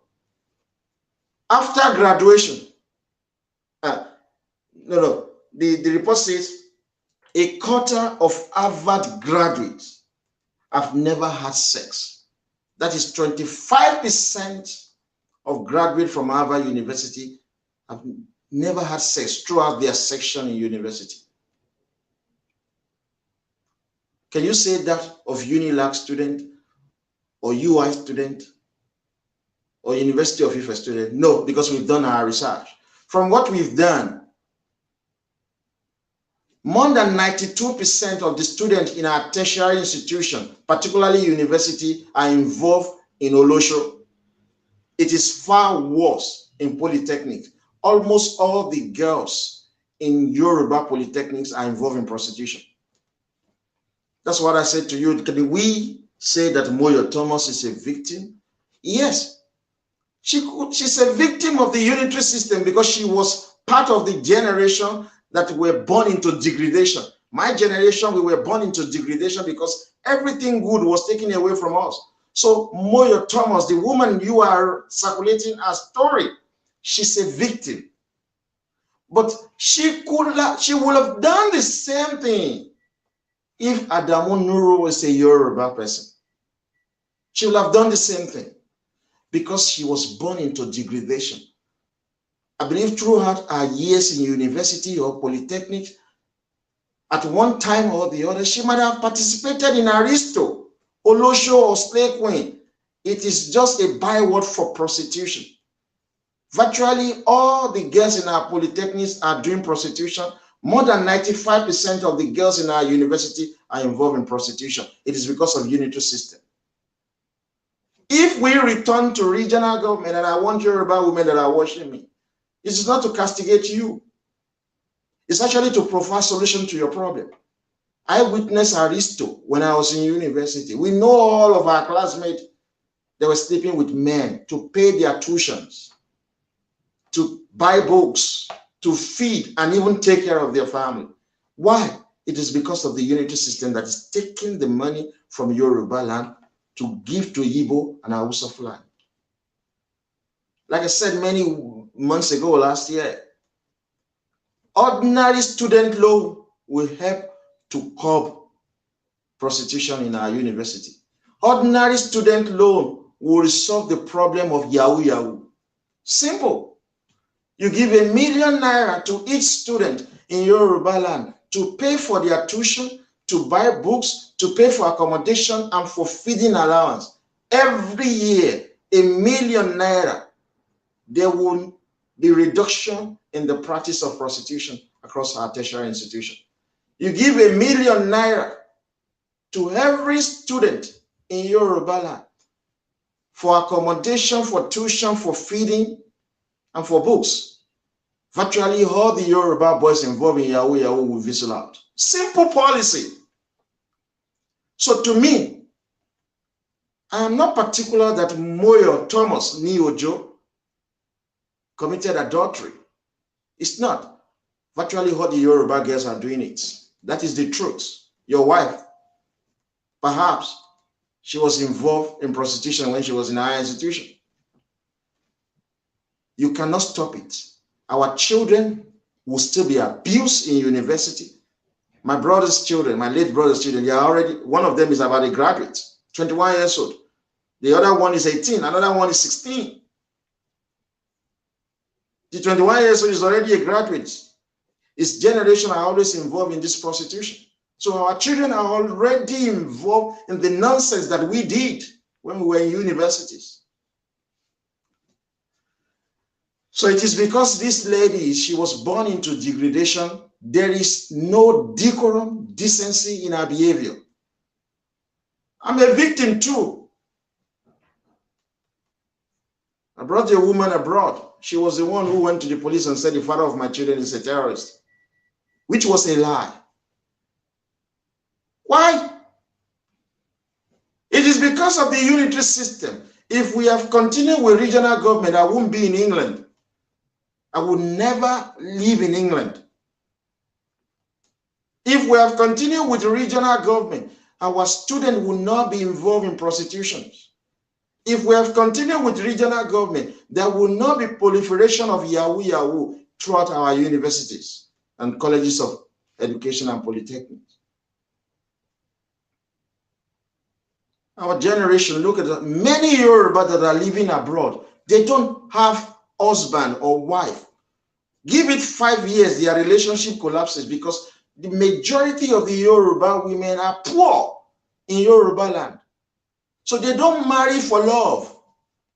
They look for a man that is presentable. They look for a man that has a job to take care of them. Why? Because we don't have welfare benefit system. Why is it that we lack welfare benefit system in Yoruba land? Because of the unitary system. When we were practicing regional government, we had welfare system. But if you compare that with English students, they don't look for a man who is wealthy. They don't look for a man who is presentable. They don't look for a man to help to pay their tuition. They don't look for a man to give them money to feed. No, they don't look for a man that is riding a car. They can get all of these things from their government. An English lady, if she's not working, the government will give her unemployment benefit. An English lady who has no job, the government of her country will give her housing benefit. She doesn't need anything from a man other than love. But there's no love in relationship in Yorubaland. Love is very important. Love is very important. I was listening to a preaching, a Christian preaching today, and then this is what I quoted. This guy from Belgium is always talking nonsense. Yeah, I was listening. I was just sat on my bed and relaxing, and I was watching on TV a religious leader preaching. I watch everything if I have the time. I wrote this, said, true love does nothing but good. True love does nothing but good. How can a mother say that the father of her children is a terrorist? No, let's be reasonable. There's no true love in that. True love does nothing but good. Majority of the Yoruba women, the moment you bring them abroad, they start calling police on the father of their children. They take the house from the husband. They chase out the husband. It is as a result of lack of welfare benefit. They have never been exposed to anything good. They were born into degradation, where Fulani will abuse them in Yorubaland. Igbo will sexually abuse them in Yorubaland, where even Yoruba will abuse them. Anything, they want to go to school, somebody is going to sleep with them. They want to pay their school, somebody will sleep with them. To get admission, they get sexually assaulted. When they are in school, to pass, they get sexually assaulted. To pay their tuition, they get sexually assaulted. To buy books, they get sexually assaulted. And it is that kind of woman you will now go and get married to as your wife, and you're now bringing her abroad. She's going to fuck you up because she's been damaged. That is the honest truth. So I asked myself this question: can we say Moyo Thomas is a victim? If we are talking about unity system bringing about the degradation, yes, she's a victim. But in the other true sense of it, she might have been involved in Aristo, Olosho, or slave when she was in university, ravaged by different men because of artificial poverty caused by the unitary system. So invariably, we cannot say she's a victim. It is something she actually wanted. I'm very sure the husband cannot afford to take care of her. And she quickly moved to a man that can take care of her. She's got 2 children for this man. It is not a mistake. It is something they determined to do. So we can't see her being victim. There are purebred Yoruba who have done that. I mean, typical experience. It is because of the allegation of terrorism that the police charged me for racial hatred, which we are going to start the trial in May, caused by the woman who gave me 2 children. Many Yoruba women that you bring abroad, they believe that Yorubaland will never be great again. That's why they mess up when they come to this country. They don't want to go back home. They want to live and die miserable life in this country or anywhere they go to. So I don't see victimization of this woman in this matter. I see an action of a woman who was born into degradation, who lacks everything good in her life, and she decided to do what she's done. Many Yoruba women have been damaged because of the unitary system that we have about.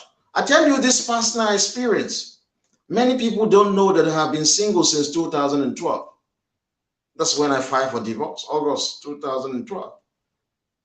Whenever my parents visit me in England, they want me to get married. But I'm a family person. I like children. I want to get married, and I want to live a very good life. So my mother arranged for a lady for me. She was 21 years old then. They were forcing this lady on me that I must get married to her. The same way they put pressure on women, they do put pressure on men too. So I agreed with my mother and I said, okay, fine. She said, look, she's 21, a virgin. She's the best for you. You know, she's brilliant. You like brilliant women.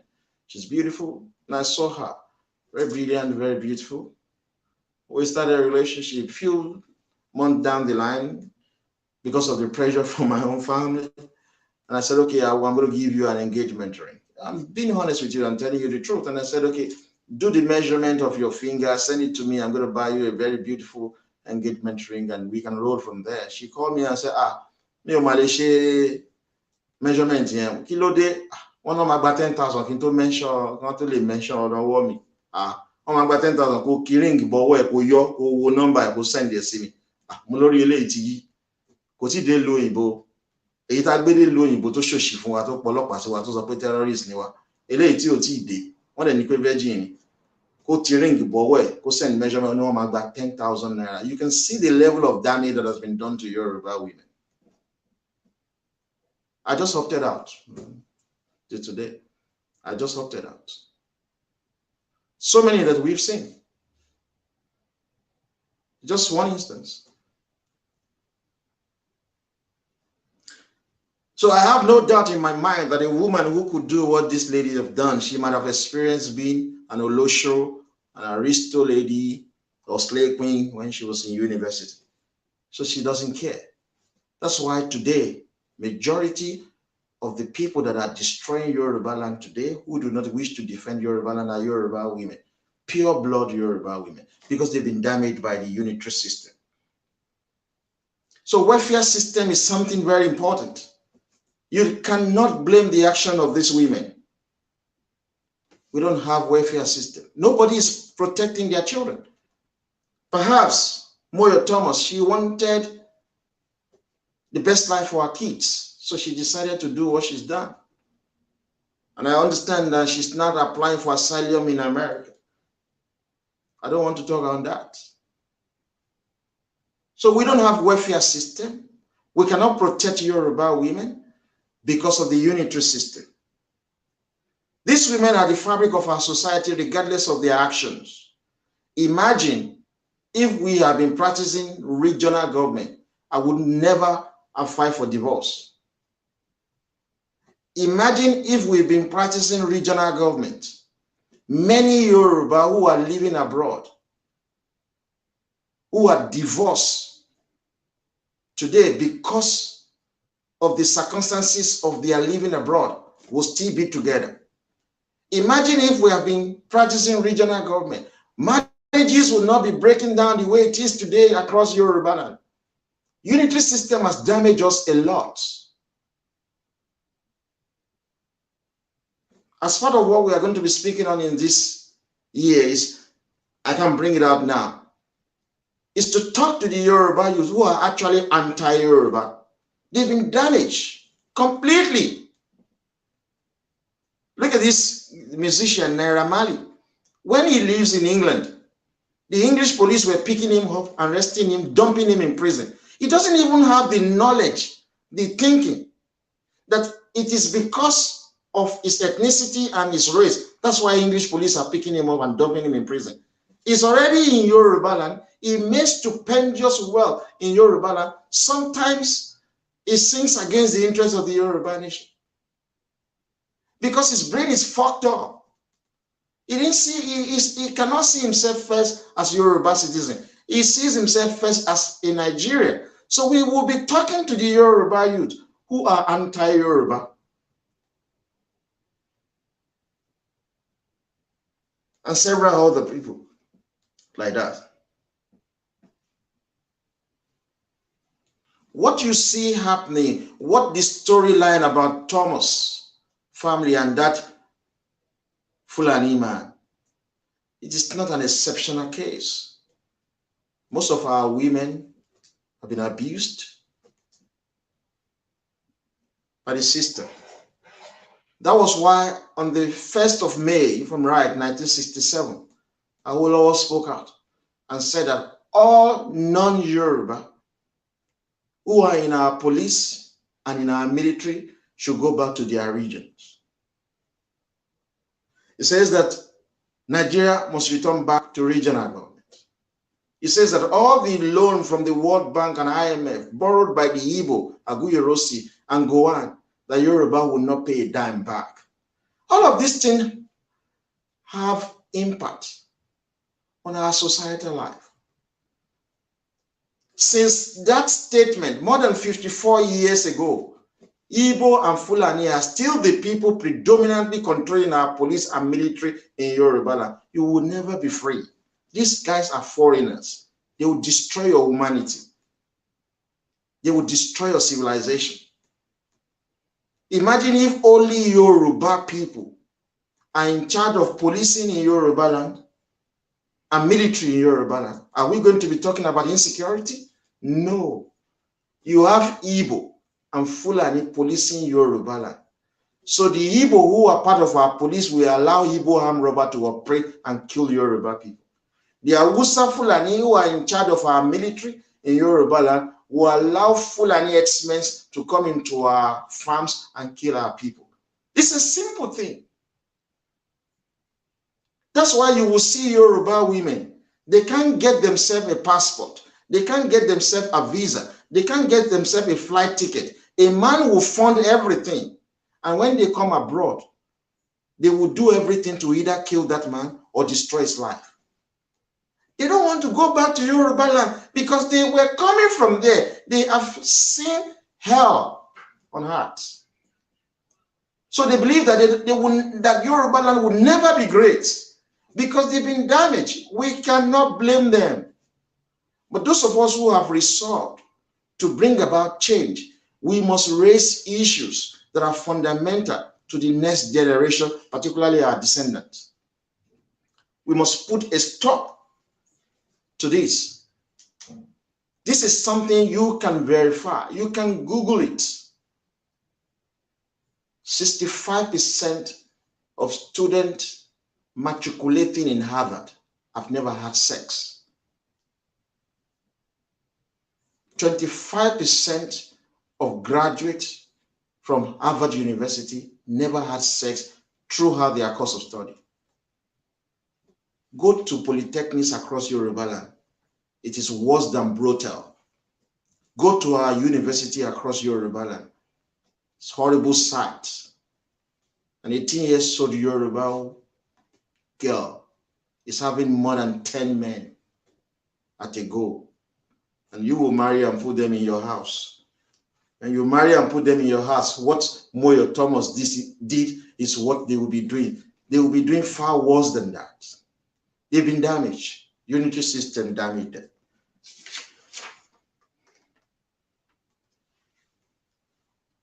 Unity system damaged them.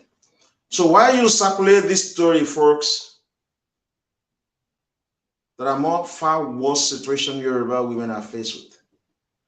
I don't see Thomas Moyo Niojo. I don't see her as a victim. I see a woman, a very calculated woman, very wicked-minded, simply because of money, can do anything. Do you blame her in the true sense of the word? No. Because our political leaders are not very brilliant minds. They don't understand the meaning of artificial poverty. They accepted the English colonial Turks to come and enslave us for 100 years. They have also accepted the minority Fulani enslavement of the Yoruba nation. The English who enslaved the Yoruba were minority. It is not the entire people of England who came to Yorubaland. The people who enslaved us were less than 1 million people.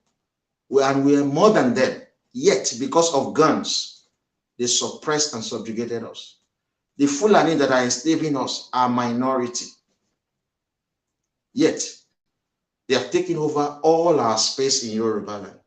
There is no going back, folks. It is only organized violence that will bring about sanity back into the Yoruba nation. There will be a lot of bloodbath. Mark it down. This is the beginning of the year. We, the Yoruba, pure blood, we ended English slavery. As a matter of fact, my grandfather's generation ended that slavery. It is now our generation, my generation, that will end this second slavery. But we will never allow the third slavery to happen. Because the Chinese too were also enslaved. But today, nobody would dare to say they want to enslave them. They've been able to move away from that. And fourth generation fought the English. Fourth generation of the Chinese fought against the English before they got their freedom.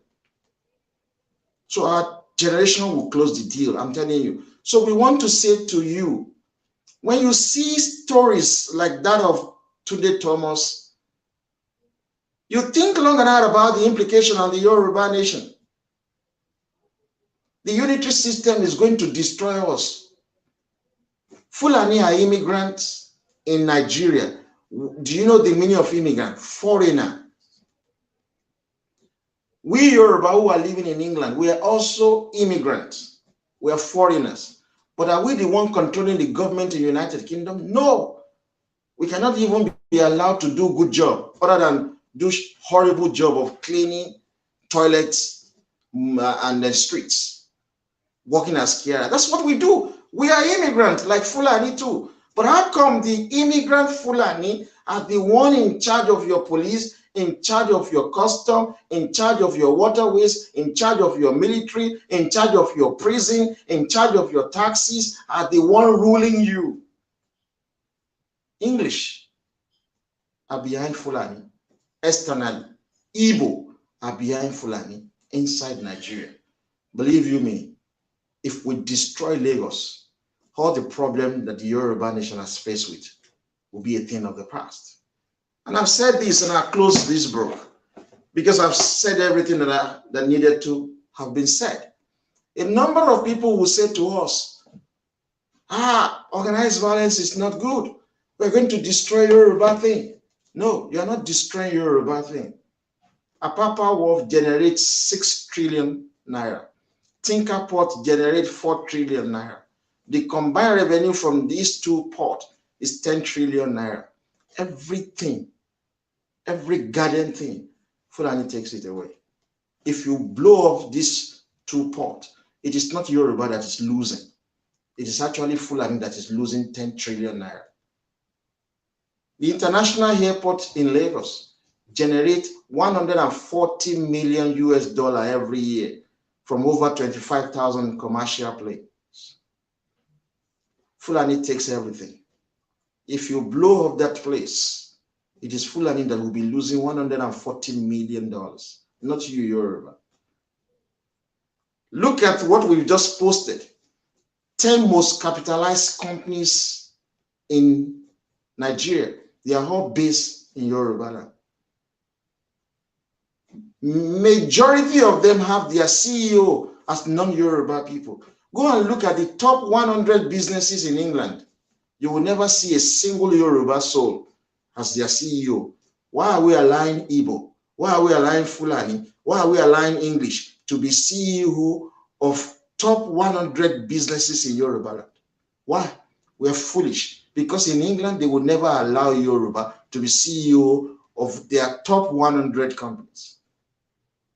And these businesses are not doing us any favor. Businessmen are always establishing businesses for profit. If they are not making profit, they won't be in Yorubaland. They are making profit, that's why they are in Yorubaland. And we would tell them, if you are not going to appoint a Yoruba citizen, pure Yoruba blood, as the CEO of your business, you must leave our space. If you do not, we will undermine your company in Yoruba. That's simple. We have to treat people the way they treat us. So people who are saying organized violence is not going to work, it's the joker that will work. If you destroy these infrastructures, for instance, there are two things that are likely going to happen. Because the Fulani control the presidency, they have the backing of the English. They will start reconstruction. It's going to be huge money. So they will want to rebuild the Apapa Wharf. They will want to rebuild Tinker Port. They will want to rebuild Lagos International Airport. If we blow up Lagos International Airport, you think people will be going to Enugu to get their flight? Or people will be going to Abuja to get their international flight? No, they will be going to Benin Republic. Benin Republic to Lagos is less than 30 minutes. If you move from Lagos to Abuja, you spend hours, more than 6 hours. Nobody will go there. Now, if you destroy all of these things, because it is ours, but we cannot control them. We are not benefiting from the wealth they are generated. The Fulani will have the first option to rebuild with the backing of the English. Now, they will not rebuild for one thing, because the Yoruba youth will destroy it again. So Fulani will make economic decision. If we rebuild this, and these guys come to blow it up again, it doesn't make sense. So we would rather spend the money that we have kept in England to rebuild Hausa Fulani land. So they have the reasonable option of walking away, but they know the implication of walking away. If they walk away, the Yoruba will get to the Dua Republic. And we are going to be indebted to foreign countries. We are going to call America, call Israel, call Brazil to give them the contract to rebuild Apapa Port, to rebuild Tinker Port, to rebuild Lagos International Airport, to help us to rebuild our stock estate. We will be indebted to them. How do we pay back the debts? It is Hausa Fulani, Kanuri, the Middle Belt that will pay back because they will use our facilities. So in the long run, it pays the Yoruba nation to fuck up all of this infrastructure, to destroy it. How can I have master's degree?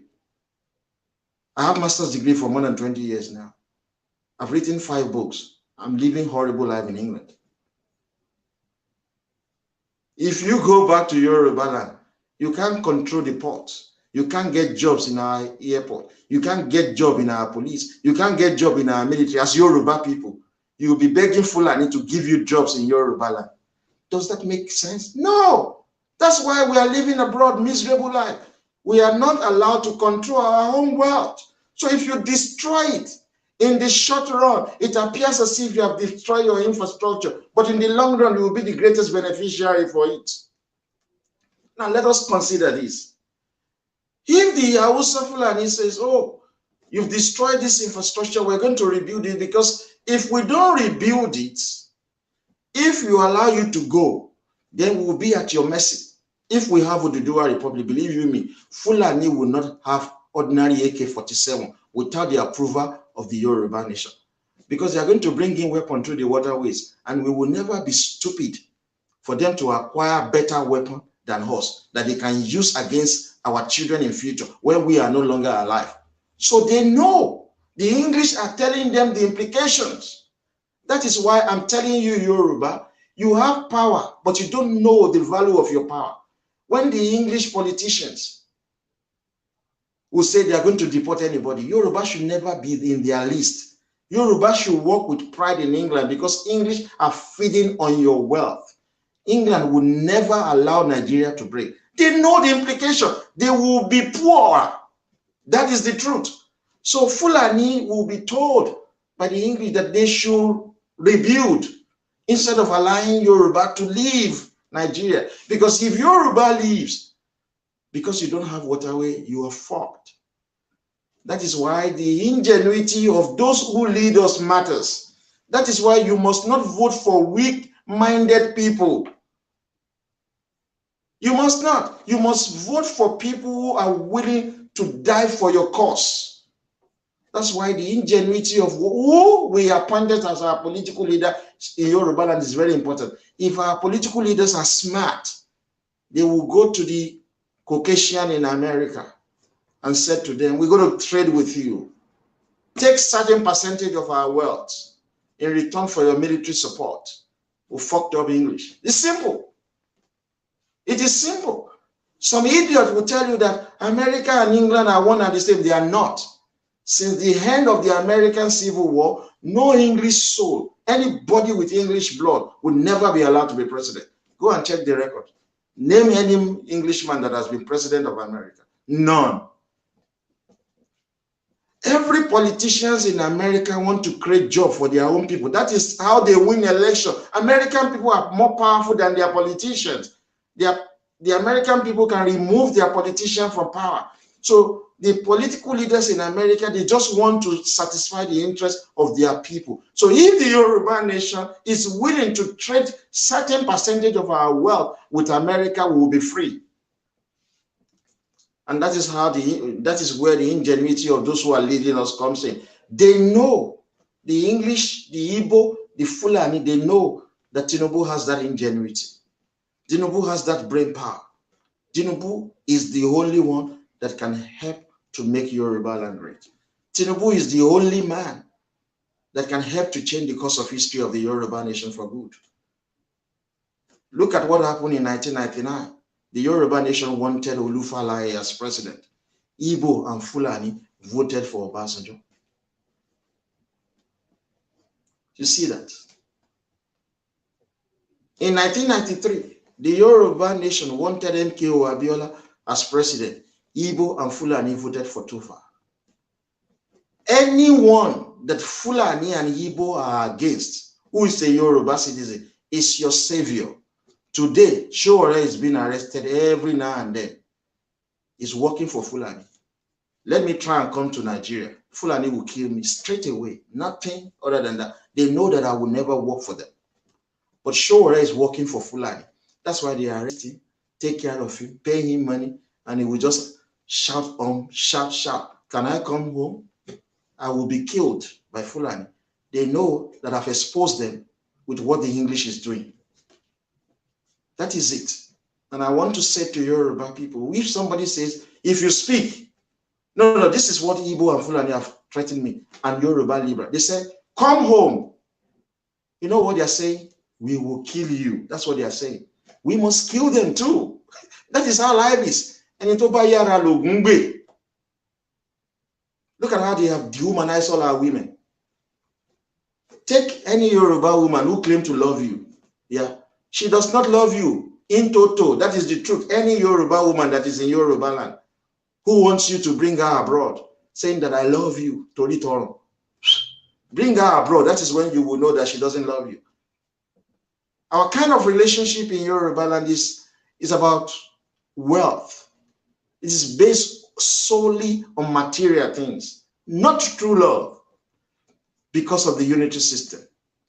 If we go back to regional government, that is when true love is going to come back to Yorubaland. When we want to talk about relationship, it will not come now because it is just survivor. You want to get a job, somebody will have to sleep with you. You want to live in good area, somebody will have to sleep with you. You want to go to school, somebody will have to sleep with you. You want to graduate with good grade, somebody will have to sleep with you. In fact, you want to get water or electricity in your house, somebody will have to sleep with you. We have been dehumanized. We don't love each other anymore because of all of this. There's no true love. I won't believe. I think look, this gives me pain. I will sit down sometimes, I will have flashback. For the mother of my children to say that I'm a terrorist, it's a pain in my heart. What sort of human being are we building in Yorubaland? What can make a woman do that? Money. But we don't care. That is we've been dehumanized as a people. That's why all of these horrible things are happening. We gave work to some people in Yorubaland to help us to do something. They collected money from us. They didn't do what we asked them. People have been damaged by the unitary system. They've been damaged. That was why Ganiyu Adamu, the Nupe guy who called himself Ariel Okakamfo, he got paid money by Jonathan. He worked for him. Atiku paid him money. He worked for him. These are non-Yoruba people. He said he's Ariel Okakamfo of Yorubaland. He's antagonizing Tinubu. He said Tinubu has not given him money. Useless man. We've been destroyed. We've been damaged. Yorubaland are going to, if we go to war now, we're likely going to be defeated. A lot of us are likely going to be killed before a generation will rise and help us to clear the deal. That is why we've gone to the CIA. That is why we've gone to America. That's why we've written to the US Senate. That's why we are pleading with them. They are superior to us, Yoruba people. We need to share our wealth with these people. We are the owner of the wealth in Nigeria. We must be able to pick and choose who we give our wealth to, and it should be America. We currently have more than 92% of our wealth in Yorubaland is being controlled by Hausa, Fulani, and the Igbo with the support of the English. Only 8% is in our hand. If we do what is right, we give America 10%, we keep 90%. Good deal. Otherwise, it is things like this that will continue to interest you. the case that you were circulating. This year is going to be great for the Yoruba nation. I see we have a lot of people. Now let me do the honor and try to see if I can read some of your comments. So some of your comments, so that we can end it for today. But we're not going to come live very soon.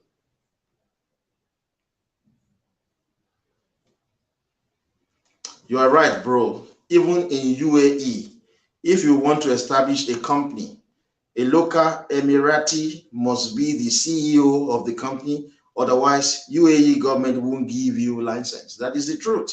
It's the same thing we're going to do, because a lot of things I have learned. Because when you've been arrested several times, you just learn something. The police who are always arresting me, I believe they have personal hatred for me. They've watched my video. They've seen my letter to President Trump. They've seen my letter to the CIA. They've seen my correspondence with the US Senate.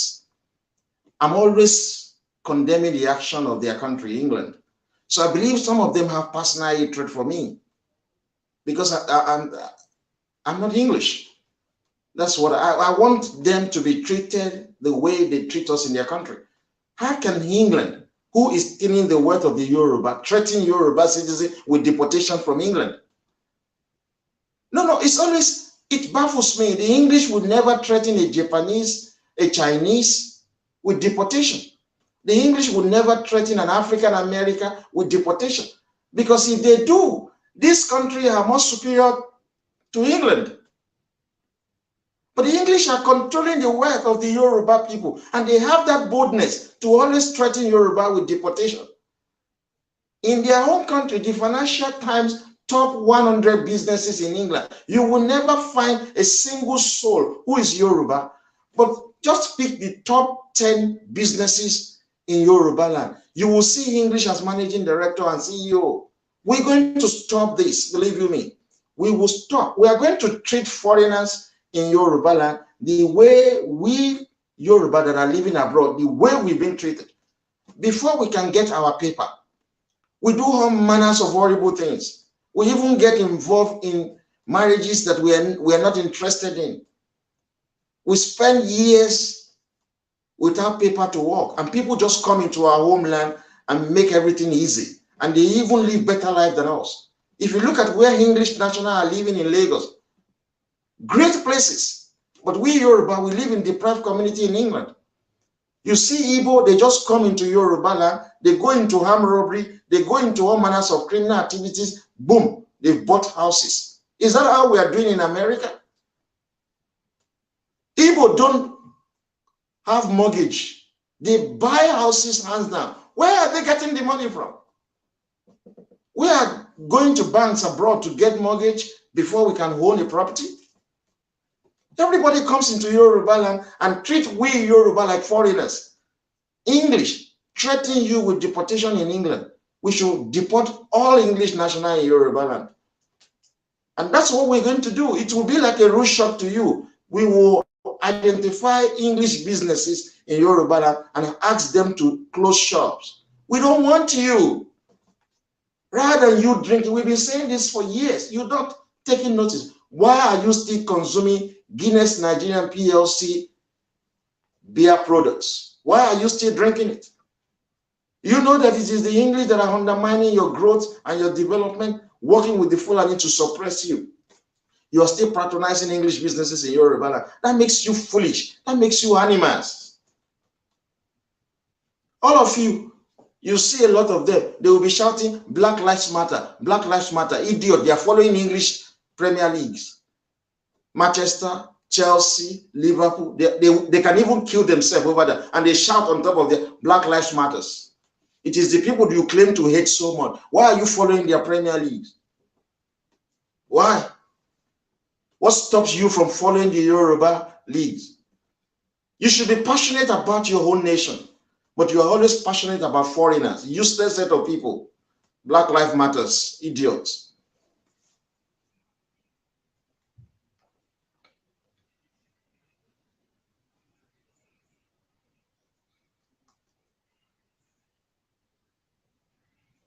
Yeah, they don't support it. They do not. They do not. How can you have a nation, Yoruba nation? You have crude oil. Fulani and Igbo, they don't have crude oil. But go to NNPC. Go there. Who are the people working in NNPC predominantly? Hausa Fulani. That makes Yoruba to be animal. You know, Yoruba people behave like African Americans. African Americans are actually conquered people. I don't think they can snap out of their suppression and subjugation. They will queue behind the Democratic Party in America and vote for them, black people. The same party that have been destroying them from generation after generation. They will go and queue and vote for the same party. The Yoruba want to behave like African American. We are the Caucasian of Nigeria. We must rule, because without Yoruba land, there's no Nigeria. So you have such a power. You should be the one producing the presidency of Nigeria. You should be the one. Look, we took the Apapa War from the Fulani during the June 12, 1993 struggles. It was the irresponsible English that came with their navy to kill Yoruba people. But you forget all of these things. How is it that it is people that don't like you, it is people that suppress you, that you are always supporting? I don't understand why Yoruba governors will be still given signing contract with English companies. It is not only England you can live. If you go to the Scandinavia countries, their country is far better than England. Yes, they live good life than people in England, the Scandinavian country, and they supported us during the June 12 struggle. So if you must live in Europe, go to their countries, get your education there. Why will you be coming to England schools? The same people that want to destroy you, the same people that work with Fulani to suppress you, Fulani minority. The English will never allow minority Scottish to rule over them in England, but in United Kingdom, but they are allowing Fulani to rule over us.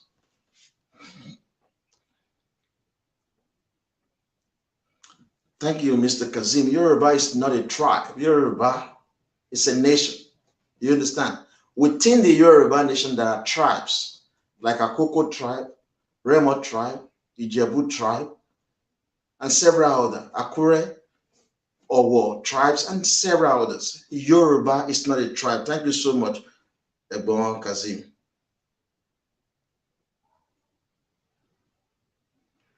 No. People keep saying Yoruba people have no idea about how you wish my video. Everybody watch my video. My video will have to be watched by people that makes decision, not everybody. The political hierarchy in Yorubaland. That's why I disagree with Oni of Ife. You'll be telling us, no, look, I don't want to appear publicly with Adeyinka grandson, but we support what we're doing. But he will not, because the people don't know that he support what we're doing. And this is something that he should say in public. Until the same Yoruba youth will be so brainwashed to go and attack him. That's when he will now start speaking up. He supported what we're doing. He knows that we're speaking the truth. Sometimes he might disagree with the use of chemical and biological weapons, but he knows that what we are saying is 99.9% the truth. That he should come out. He's the head of state of Yorubaland. How can the best of our brain, the best of our brain, why should they be living abroad? Our economy will not grow. But they are not talking, they are not speaking. Guys, I'm reading your... Thank you so much, Ms. Taye. Thank you so much for your prayer. We really appreciate it.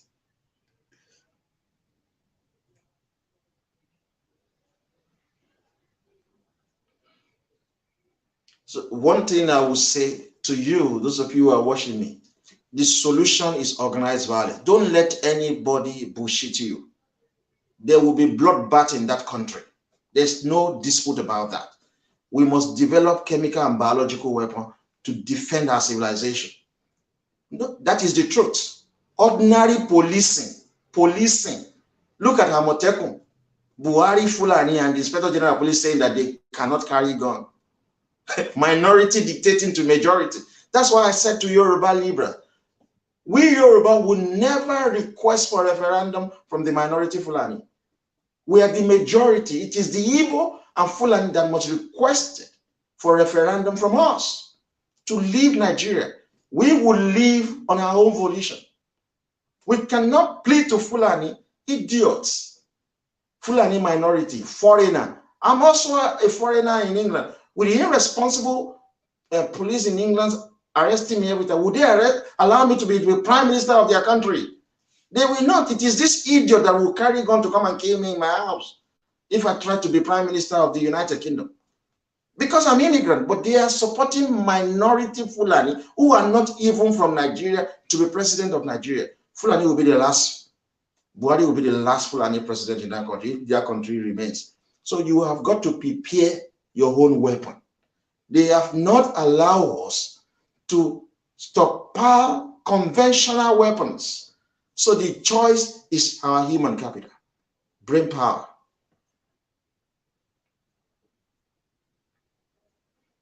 You must notice something. I know some of you do. I've been hammering on you. When we are researching on people or on a particular topic, I drop them gradually. We've been working on you, Bini people. You are not Yoruba. That is the first thing that we got. You are not Yoruba. Every conversations that you are involved in, you abuse Yoruba people. And some of you, Urobo, yeah, you are minority. You talk down at Yoruba people. You even want to be president of Nigeria. Is that how African America are controlling America? Everywhere you see these Bini people, they'll be talking down on us. Look, let me tell you, your previous Oba was lying about Oduduwa because the Ogosi family wanted to take the palace from him. He just came up with this Oduduwa running away from Benin just to secure his own seat. You understand? Oduduwa never came from Benin. Benin and Yoruba were not the same, because many of you stupid Benin people, you are crazy for you to be attacking Yoruba. We're going to deal with you in Yorubaland. There is a place in Bodija, they call it Widows Colony. All the Yoruba married to Benin women there. The Benin women have killed their husband and they have taken the properties from their husband. So we don't like you too. You can talk shit on the Yoruba nation. We're going to deal with you in Lagos, because it's like you are supporting useless Igbo to be abusing the Yoruba. And those of you who are Urobo too, you talk down at the Yoruba people, you see that we're going to talk about you because we are researching seriously about you Bini people. We are not the same as you. We're not. And we're not going to play politics. We can bring out all of the elections that has been done before. In case you don't know what happened during the Midwest, we raised the motion that you, Edo people, and Western Ijo, Urobo people, you should have your own region. We gave you that freedom, that we are not the same. But the Afemian division, where you have Akoko Edo and you have Ishekiri land, must not be part of your Midwest. What happened? You don't have the wealth. You wanted to steal the wealth of the Ishekiri people. That was how Zik appropriated Ishekiri land and then Akoko Edo as part of Midwest. So you use the opportunity to talk down and rubbish us every now and then. I've been seeing your commentaries. I've been seeing some of the nonsense you do. You are not Yoruba, you Bini people, and we're going to give it to you very, very hard by the time we're done with our research work on you.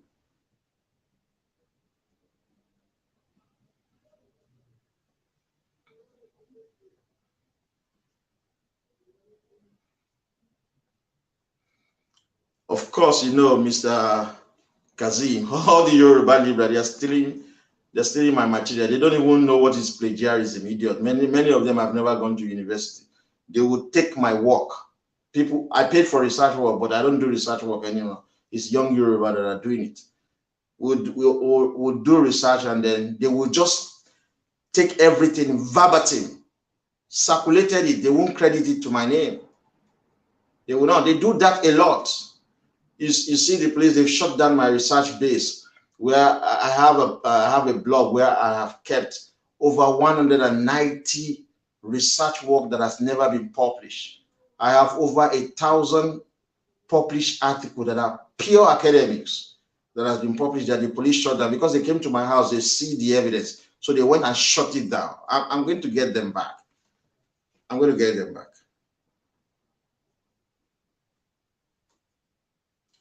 Okay, what is...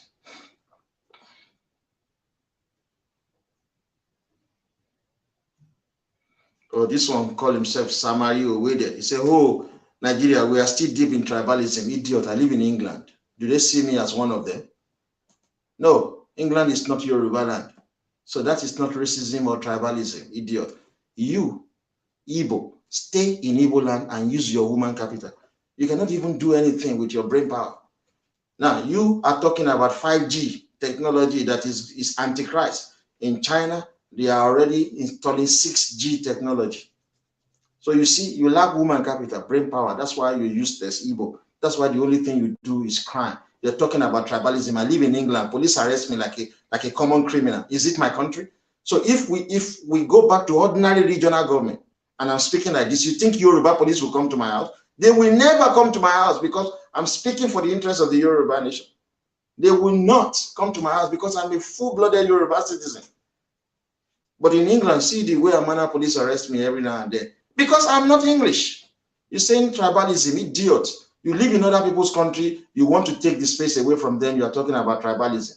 Go and use your brain power to develop Igbo land. You common stupid criminals.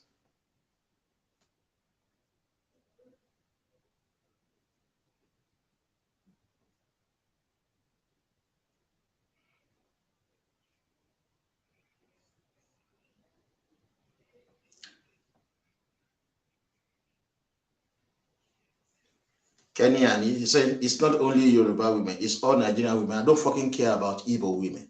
Even if they are abused, it's none of my fucking problem. Yoruba are poor, miserable. Is it a problem of white Americans?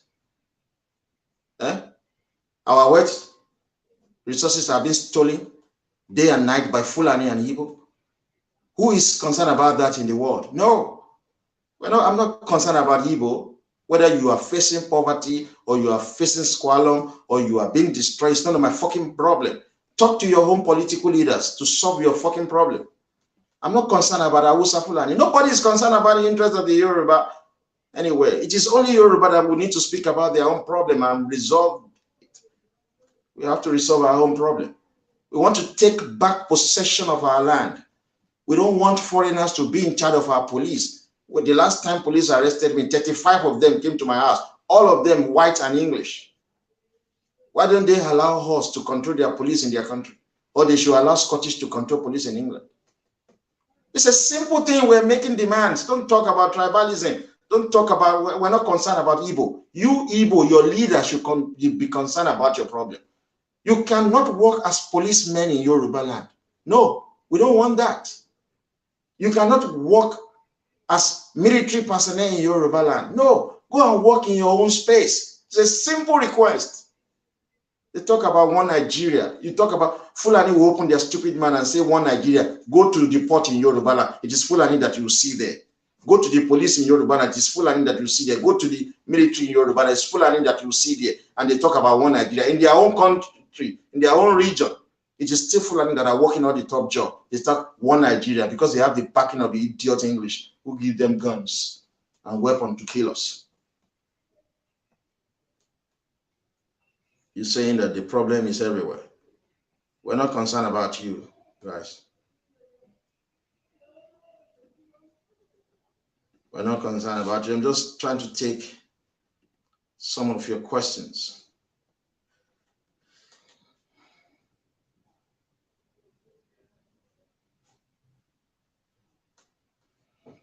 That's nothing. Mr. Lupano, thank you so much. Yeah, you guys, you have to love and like and subscribe to our YouTube channel. You know, the police have shut down all of my YouTube, and I will believe I'm going to court this month, this January. And I want to say to the judge to give me back all my social media that has been shut down. You can't charge me for fueling racial hatred, and you are terminating all of my social media account that I'm going to use to defend myself. You know, they know that the case is shit. So they are doing everything humanly possible to cover the truth. And that is the same thing we're going to do to English National in Yorubaland. We will treat you the way you are treating us in your own country. You will wash our toilet, English National. You will wash our toilet in Yorubaland. You will clean our street. You will be our own carer. You will do all the horrible jobs we do in your country. That is what you will do. And you're going to live in deprived community in Yorubaland. That's what we do too. We live in deprived community in London. So that is what diplomacy is all about. Reciprocity, tit for tat behavior. You cannot be treating us like common criminals in your country and you expected us to treat you with decorum and respect in our own country. No, you're horrible.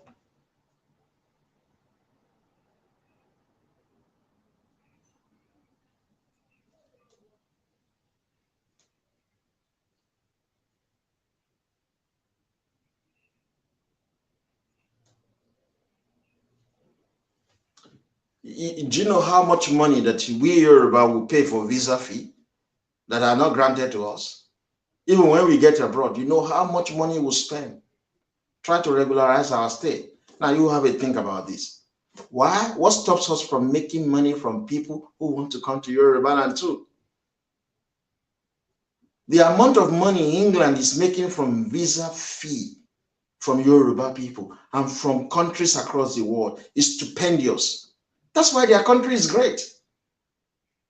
In a year, over 100 million people can apply for visa to come to England.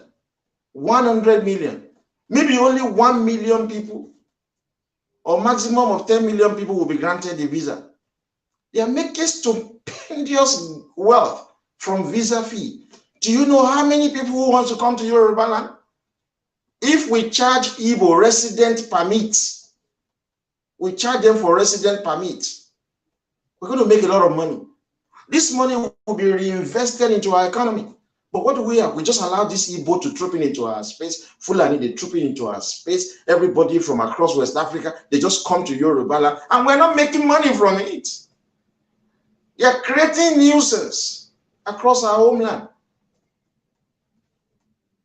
Go and do the simple research to know how many people who would like to come and live in America, because America is great. So America is making a huge amount of money from visa fee. It is something we Yoruba should be making too. Anybody that is not Yoruba, you have to pay to live in Yorubaland. They will respect us. And I will say this to the Yoruba political leader.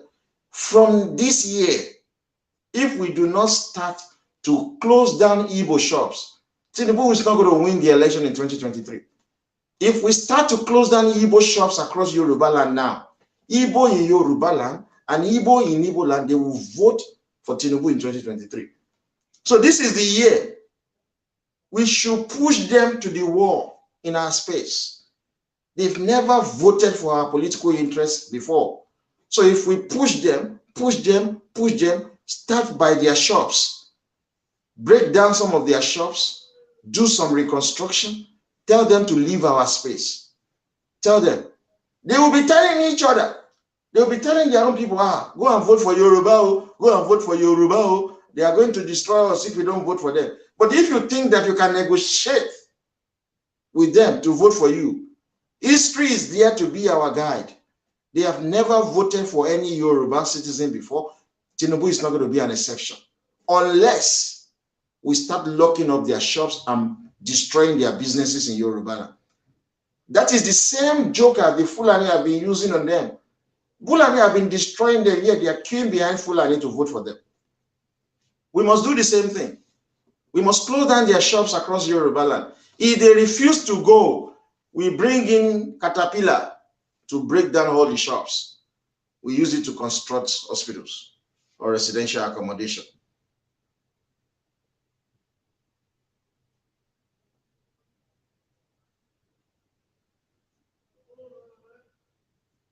Yeah, we're going to deal with that, Bini. We're working on you, Bini people. We're doing research about you. We're going to victimize you. You have always been victimizing the Yoruba nation. You said they don't know be Lagos. You're trooping into our space to do a show. Yeah, you're Bini people, that's what you do. And you're also doing crime like Igbo, Bini people. So we're going to deal with you.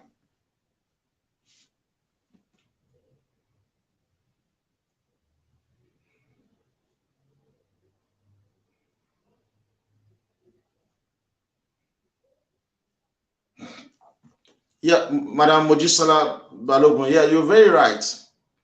You're very right. I'm glad that I'm reading what you said. One thing I don't like about those real estate.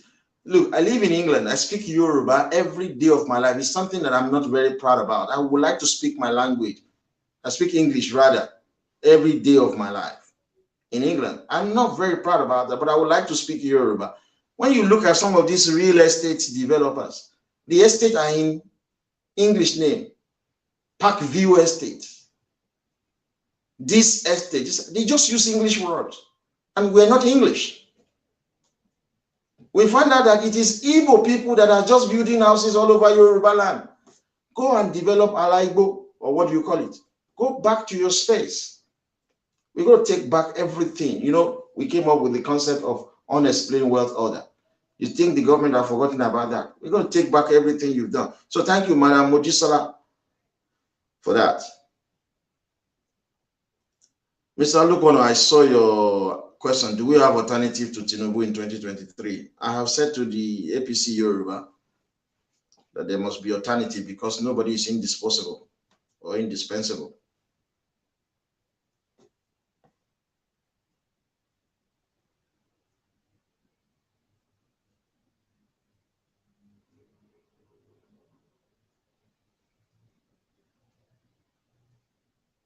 No, I'm very fed up with these Bini people. I'm upset with them, and we're going to jot them. We're going to jot you. Let me do my research. Let us finish that. We're going to deal with you. You think you can be in our space and be insulting us? You minority? The combined population of Benin and Urobo is 7 million. 5 million Benin, 2 million Urobo. You are talking down at 60 million Yoruba. Igbo are 40 million. Hausa Fulani are 49 million. They are talking down at us, Yoruba, that all of you want to come and die in Yorubaland. You will see.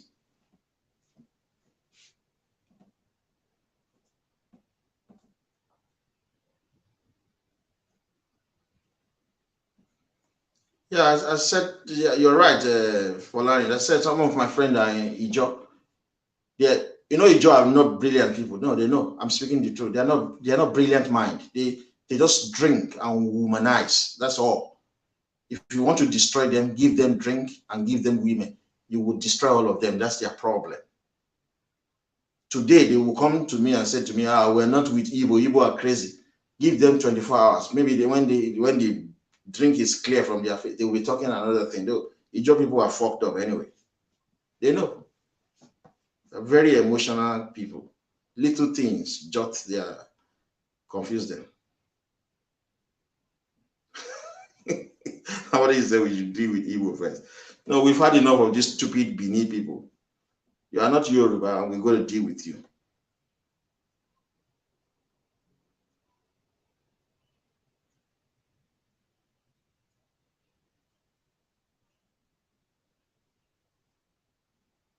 So,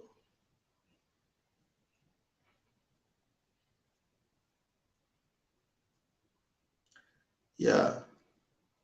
So, guys, don't let me just overtalk and do.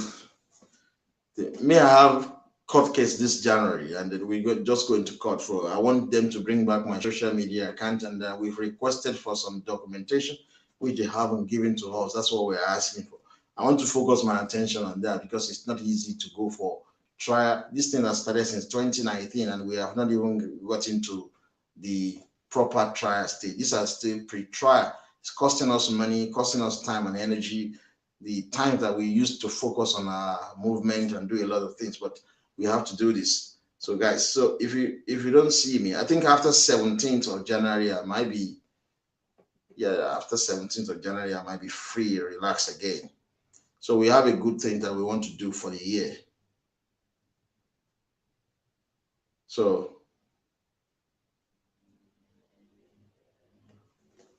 thank you anyway, guys. So whatever it is that we are going to say, whatever it is that we want to talk and do, no, Yoruba women are suffering, and then it will be very disastrous on our part not to try and do something about this. We cannot talk without action. So I believe that the government of the Yorubaland should look about child benefits.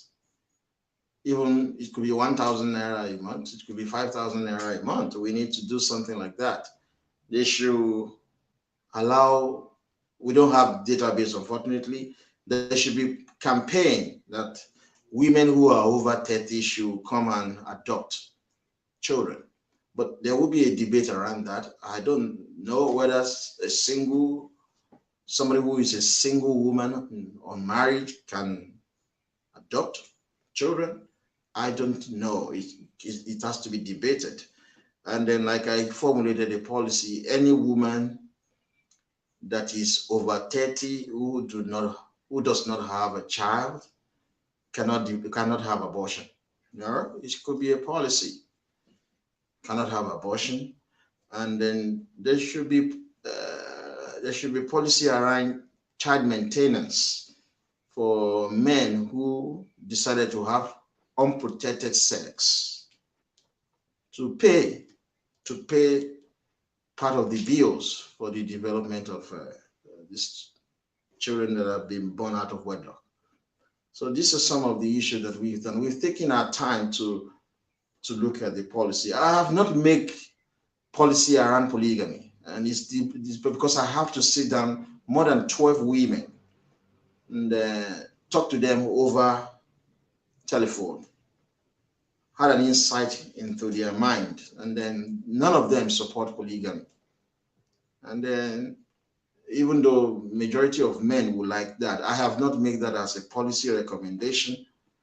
And growing up, I know what polygamy can do to a family. I've witnessed that as a young child. I witnessed that with my mother's friend whose husband married a second wife. I know what it went down, but it's not something very pleasant. And then, but in this country, in England, they do it, but people don't know. English, they do it. After the Second World War, they adopted that policy. But it is only the first wife that is known to the system. The second wife does not exist. She's not known to the system. Is it something that we do in Yorubaland? But I think it needs to be well refined. But all the women I spoke to are against it, obviously for self-interest. But it's something that needs to be refined, in which case any man who wishes to take a second wife must be ready to provide accommodation, separate accommodation for the two. But it is not something I'm supporting, even though as an economist, I want to solve this problem. That was why we recommended that women over 30 should not be allowed to have abortion. Women over 30 should be allowed to adopt children. And there should be employment tribunal in which women will be provided with free legal aid. Not only women, anyone that has been sexually abused at work or has been discriminated against one way or the other. But we are not taking, we're conscious of the fact that there will be discrimination in Yorubaland. Yoruba, pure Yoruba blood are first-class citizens. They must be given rights to get the jobs in Yorubaland. It is the job that they are not interested in that can be given to the second-class citizen in Yorubaland who are Yoruba from Benin Republic and Togo. These are the second-class citizens. The third-class citizen in Yorubaland are Yoruba from the Caribbeans, South America and North America, Brazil, Cuba, Puerto Rico, Trinidad and Tobago, St. Vincent, St. Lucian, and the rest of them like that. These are the third-class citizens in Yorubaland that will be given priority over jobs and every other opportunities in Yorubaland. The fourth class are the half Yoruba who have Yoruba fathers. If your father is Yoruba, but your mother is not Yoruba, you are the fourth class citizen. And then that's how we're going to do it. And the 11th class, there was 12 class of citizens that we have listed. The Igbo are number 11. Any half Yoruba with Igbo father, they are 11th class citizens. So in Yorubaland, Yoruba in Benin Republic, Yoruba from Togo, they are more important than Igbo in Yorubaland. They will get the job before any Igbo citizen in Yorubaland.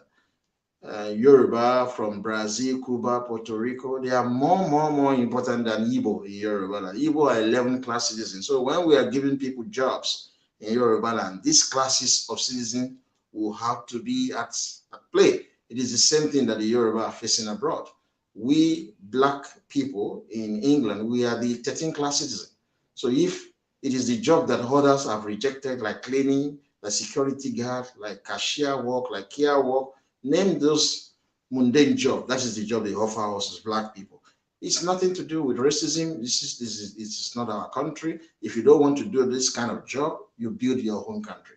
So that's what our generation is trying to do. We want to build Yorubaland. So it's the same thing we are challenging the Igbo to do. Build Igbo land. You are the 11th class citizens in Yorubaland. As a matter of fact, I want to see if I can even get it, but I'm not interested in that. Research on how much the US benefits. Okay, Mr. BC, let me just quickly see what you are saying. Research on how much the US benefit from the Nigerian economy must be done so the Yoruba nation can match it or offer more to win American support when Yoruba self-determination is achieved. If we offer less than what Abuja offers, America won't work with us and help us with reconstruction of Yorubaland. To prevent this from happening, we must match exactly what American gains from Nigeria or offer more. Yeah, you're quite right. And when we were offering 10%, Mr. Adebisi, when we offered 10%, then we did some of our findings. We realized that America is actually controlling 55% stake in the Yoruba crude oil.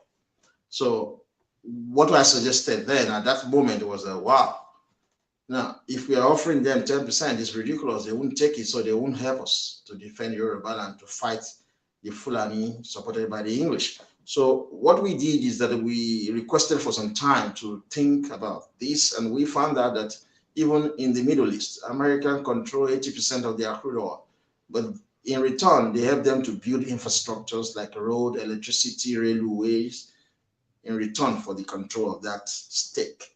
So we find if America is controlling 55%, yeah, they can retain that 55% in respect of our crude oil. And but we will want to work with them. We will want to have to sign agreement in terms of military with them, because we will not be able to defeat Fulani without the support of the United States of America. So it is nothing to do with saying they are whites. We need help as Yoruba people. That is the truth. If we don't work with America, my children will live in England. My grandchildren will live in England. And their life is not going to be better than mine. That is the truth. They will not be able to attain their full human potential. They will not, because they will face discrimination. That is the truth. They are not English. So when you have pure-blooded English, so you think it is my children that they will give priority to, or my grandchildren? No, let's be realistic. So it pays the Yoruba nation to talk to America and give them certain percentage of our wealth. Thank you so much, Mr. BC. Disputing your experience with Yoruba women, even though I know that you have not had sex with all Yoruba women. However, my concern were your use of grammar. Yoruba women are naturally promiscuous, meaning God created them to be absolutely unfair to our Yoruba mothers and some of our decent wives. It's simple. Many or a lot of Yoruba women would have been socially ethical. Adenka grandson identified those women and the reason why many were forced into promiscuity, but yours was complete opposite. Please reread your comments. There is no exception. Absolutely unfair. Thank you so much, Uncle Adiola. Thank you so much for that. They just want to misinterpret what we're talking about. Yoruba women are actually very vulnerable because of the unitary system and because their husbands have no job. Everything good has been taken away from their husband. So that's why a majority of them have been driven into prostitution.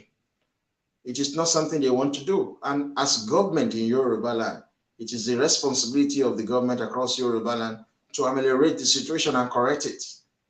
When Yoruba men have no job, how are they going to take care of their women? That is the point that we're trying to raise. It's the big issue.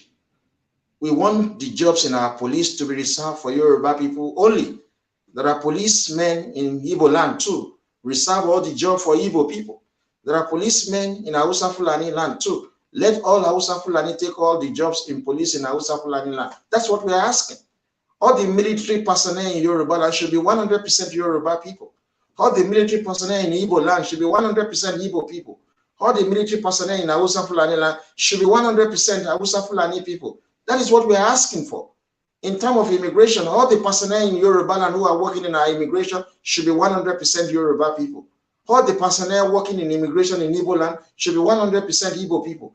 All the personnel working in immigration in Hausa Fulani land should be 100% Hausa people. That is the simple request we're making. If this is the case, Yoruba husbands will have jobs and they will be able to provide for their women. But the reverse is the case. The police job in Yoruba land, it is foreigners like Hausa Fulani and Igbo who are working there. The military personnel in Yoruba land are non-Yoruba people.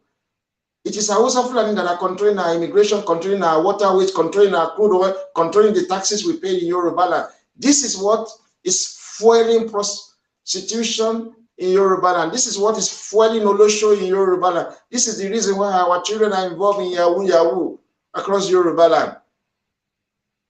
Our women are vulnerable. It's not that they're just bad. The system made them to be who they are. They can't fend for themselves.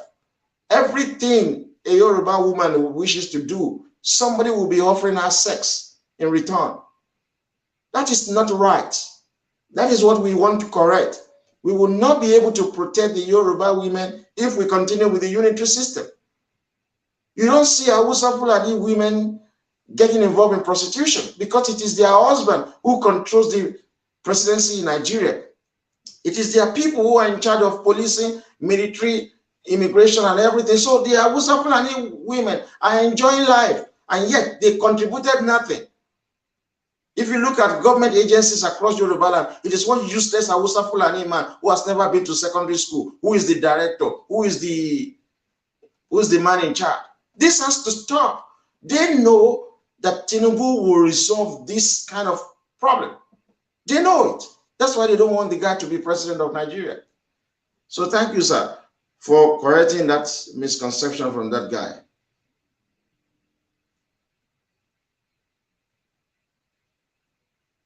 Yeah, you're right. Nigeria needs a radical reset. That's why the English establishment is so concerned about what I do and what I say. They know that we can change the course of history. That's why they are trying to bring all manners of allegations against me. But they are going to fail. Even though I live in their country, we want Yoruba to think smart. We should be able to arrest English national in Lagos too and put them through the same stress they are putting us through. But it's very difficult to do that now in Yoruba land because of the minority Fulani who control the presidency. But if you have Tinubu as president of Nigeria, we can bring all manners of charges against English nationals who live in our country too, because they are stealing our wealth. I'll tell you one secret. If we issue deportation order on all English nationals working in only our oil and gas, just our oil and gas alone, you will see that English will stop threatening Yoruba with deportation in England. Simple. They know what they are going to lose. They are suppressing you, Yoruba, but the kind of political leaders we have cannot speak about that.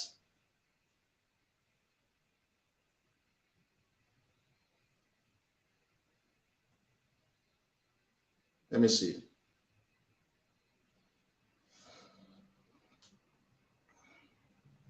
No, look, Mr. Olusola Abiodun, I think I know you. He is saying that the Yoruba women are promiscuous around the globe. No, it is the unitary system that has resulted this. Believe you me.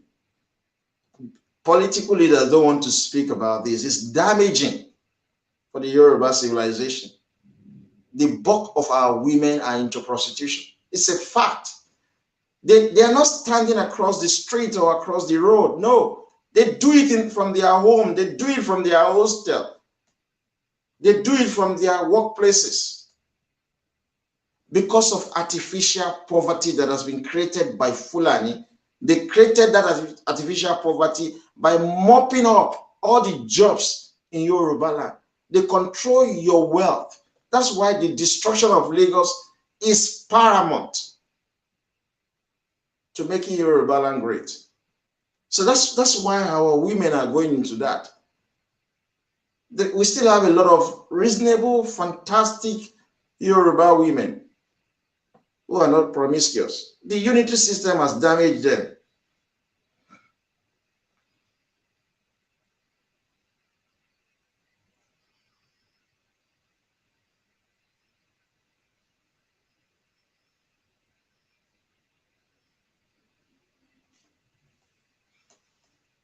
Yeah, that is done. No, foreigners cannot adopt Yoruba children in Yoruba, and that would be ridiculous. No, no, no. Foreigners cannot adopt Yoruba children.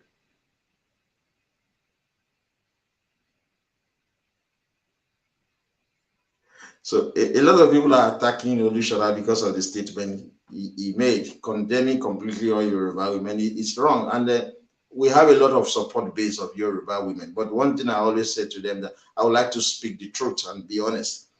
The unity system has damaged Yoruba women a lot, and it is our responsibility as Yoruba men to defend these people. If we do not, we're joking with our civilization. That's the end result. If we don't protect Yoruba women, we're damaging Yoruba land. We're damaging. These women can't do anything because of the artificial poverty created across Yoruba land by foreigners. So we even need to praise them. We need to praise them. But some of their excesses, we need to discuss it as well. So, Mr. Olushola, I can see a lot of people disagree with your assertion. Disagreeing with your assertion there. So I disagree with you too. It's not. It's not. The Yoruba women are going through a lot. So you can see. So I would not want to. Yeah, you see, I spoke about this marriage tax as well. Under the government of David Cameron, they did that to encourage people getting married. So we just need to encourage marriage in Yoruba land because it's unfair that our women will have to go through a lot, a lot. They are very vulnerable.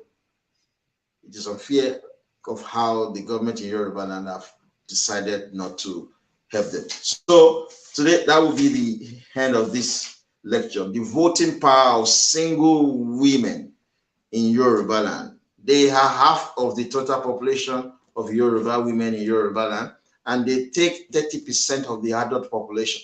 So any responsible political party should know one thing. This is a voting bloc. If you can provide for their needs, they will deliver the votes. It is not sufficient for you to just want people to vote for you without protecting their interests. So thank you so much, guys. I'm very grateful. We will come back for our lecture sometimes in the new month. So thank you, guys. Bye.